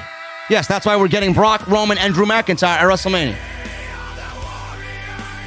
MGM Ballin with a $4.99 super chat. How many seats do you think Money in the Bank is going to fill in Vegas? I can't see it being too packed, given the current state of the product. Hashtag OTS for life. If they keep it up, bro, they're not selling out any of those big venues to the capacity that they want to fill them. It's going to be very difficult to sell out that for Money in the Bank if the product is as terrible as it is right now. The Undertaker with a $5 super chat. What if Roman Reigns stacks and pins Lesnar and McIntyre just like this year? You aren't going to get any complaints out of me? I would love to see that happen. Roman is not losing at WrestleMania. I'm telling you right now. Roman is not losing that championship. I know Issa would love for Roman Reigns to stack and pin her. That also sounds like a WrestleMania main event waiting to happen. Andy Windbreaker with 200. And I believe is pesos. I believe. I could be wrong. I hope for the talent's sake that Nick Khan gets what he wants out of day one, but it seems unlikely with WWE's consistently shit creative and their uncaring attitude towards pay-per-views this past year. Yes, day one is a Nick Khan production. This is his idea. Day one on New Year's Day. Day one already has more build than Survivor Series had. And we're still 4 weeks away from day one. Cody Tyler Clyde with a $5 super chat. JD, Brian Cage should change his finisher name from the F10 to the 1018. It rolls off the tongue. Thoughts? Cheers. Have a good night, bro. I don't know what the 1018 means, bro. Let's get Brian Cage on television first.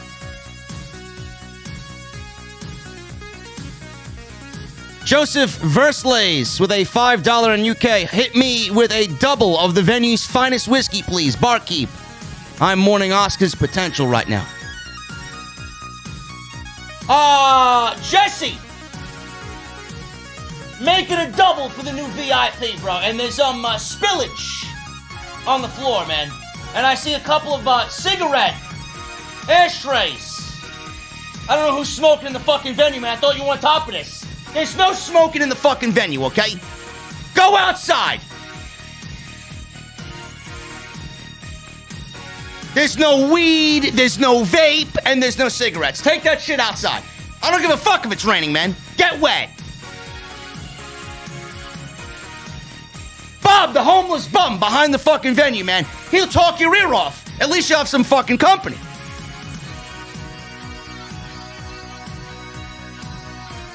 Thank you, Joseph, as always, bro. Philip Newton with a $1.99 super chat. I'm surprised the Red Rooster hasn't shown up. Bro, the Red Rooster trains at the performance, or he teaches at the performance center. And he trains at the performance center, the students. He'll be gone. Terry Taylor will be gone within months. Nicholas Chorba with a $10 super chat. October 22nd tweet from Andrade. FUWWE. No explanation of it. Do you think that may be the moment she broke up with him? Seems like the timing may be correct. Nicholas, you may be onto something, bro. You may be onto something, man. Maybe got a little bit carried away and maybe it was grounds for him not respecting her place of work, even though we all know it sucks. You gotta respect her, even though she's working there. It may be, man. You may be onto something. It's a good call. Listen, Hooligan, don't fucking argue with me, bro. Vape is not allowed. Vape is not allowed, bro. Vape is just as bad as cigarettes, man. I don't know why you guys are vaping. Smoking vape is just as bad as cigarettes, bro. Does everybody here want lung cancer? Outside you go, okay? And don't touch the fucking car. Around back.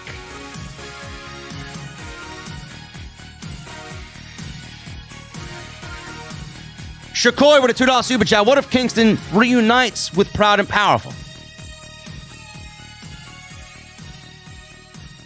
Why would they reunite with Kingston? Proud and Powerful need to challenge for the tag team titles, man. Never mind Eddie Kingston. Hollywood Guy with a $5 super chat. Pies in the face now, huh? WWE are creatively bankrupt. Yes. Yes, they are. Margaret Del Salvo with a $2 super chat. Face Styles versus Heel Rollins. WWE title WrestleMania 38. I could see that, but I don't think that's happening. I think we get Edge versus AJ Styles at WrestleMania. God forbid we get this fucking Edge Miz shit carried all the way to WrestleMania, man. Holy shit.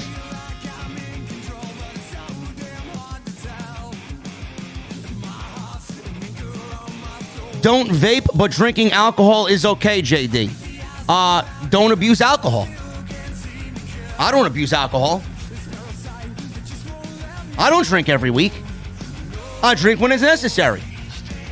For example, I'll drink when I play Call of Duty live on stream because it eases my fucking nerves. It calms me down. I don't drink during wrestling shows. I don't drink during pay-per-views because I would fall asleep because the shows suck. I barely drink on the weekend, and those are my days off. And when I do drink, I have 1, maybe 2 beers. Now, if I go out with Issa and Andrew Zarian, I mean, just hand me another fucking Manhattan, please. Manhattan, old-fashioned, whatever you got. Come on, keep them coming. Keep them coming.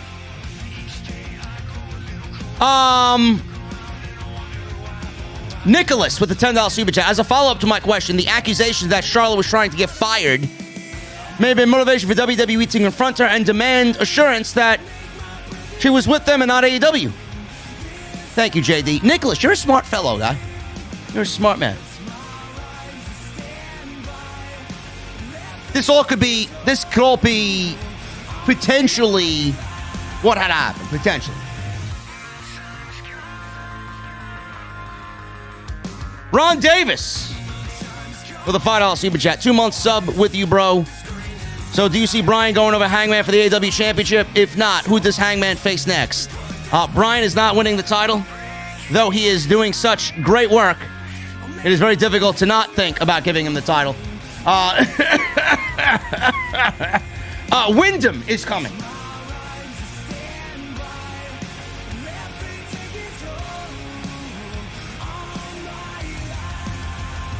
Jeremy Lewis with a $10 super chat. AJD, if Wyndham debuts at Winter is Coming to lead Dark Order, then I'm kind of curious whether it's going to be an immediate turn for the group or a slow burn, as I've seen no real build yet. Cheers. Bro, I've been half joking around about the Wyndham is Coming shit. Maybe. I don't know. Maybe we get Bryan and Paige again in some rematch. I have no idea what happens there. You know, WWE with Lesnar and Reigns and McIntyre, you know, it's a little predictable. You could easily tell what's going on. With this, it's very difficult to know what's going on because Bryan, you know, him taking a loss is not that big of a deal. So if he loses, it's not that big of a deal. Losing to the world champion is not that big of a deal. But with him, it's tough in this situation because he's been so great. And you mix that with the fact that Paige doesn't have another challenger lined up. We could be getting Bryan versus Paige at Winter is Coming and then again at Battle of the Belts. We don't know. Where Wyndham fits in, I've been half joking.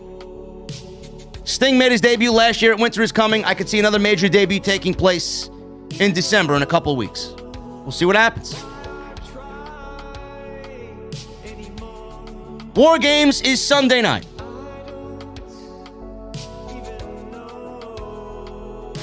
Shakoy with the $2 super chat.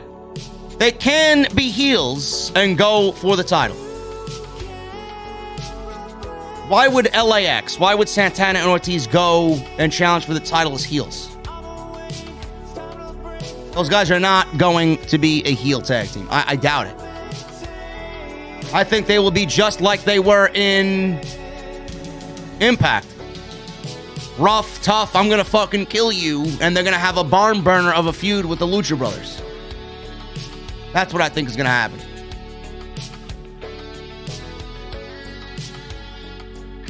Yes, War Games is on. War Games is theoretically tomorrow. It is December 4th. Yes, it is Saturday. War Games is happening on Sunday, December 5th. I know you guys don't watch NXT, and neither do I on a weekly basis anymore, but War Games is on Sunday. I will be live for War Games. I will be right here in the venue talking about War Games, man. We're going to shit all over it. I sense nothing good coming out of War Games on Sunday night. Nothing. It's going to be tough, man. It's going to be tough. And that is all the super chats I have for you this evening, man. This is it. This is it. I want to thank you guys for joining me live on the post show tonight for OTS. We're about to get out of here, man. We are about to get out of here. And we are about to hit the road because it's that time. It is that time, man.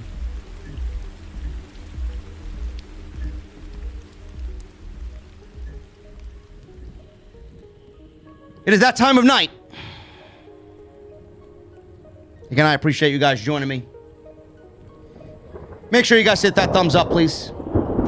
That thumbs up is very important to me, man. We are at 1444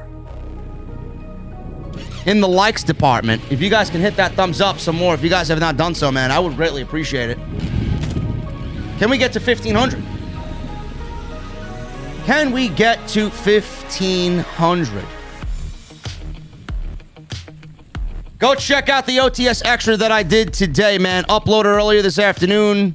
Go check it out. I'll leave you guys a link down in the comment section, pinned at the very top for all those that are coming after the review is over. Go get your t-shirts, man. Bonfire is the place. Bonfire.com. You guys can actually look underneath the video player right there. You'll see all the t-shirts there, man. Click the shirt you want and go right to the website. Use code SCRIPT for 15% off. I mean, such a good deal. Hit that subscribe button. Turn on the bell for all notifications. Continue to become a member. Join the channel. Become a VIP. There are great benefits to becoming a VIP. Remember, OTS is live tomorrow afternoon. Or I guess, theoretically, today, 2 p.m. 2 p.m. this afternoon, it will be live. Michael McFarland, have a good night, JD. Michael, have a good night, brother.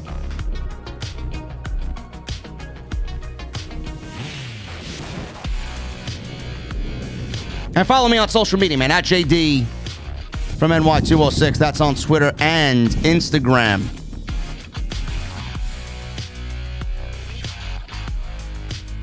I gotta get me a mic in my car like JD. You fucking better believe it, man. I got everything taken care of. Guys, I'm getting out of here. I need two things from you right now. Number one, I need those guitar emojis in the chat. And if you got them, my VIPs, I need those Mustang emojis in the chat. And number two, when you hear that guitar solo come on, I need that music on max. I'll see you guys tomorrow live for OTS 399 and then Sunday for NXT TakeOver War Games right here on Off the Script. I'll see you guys later.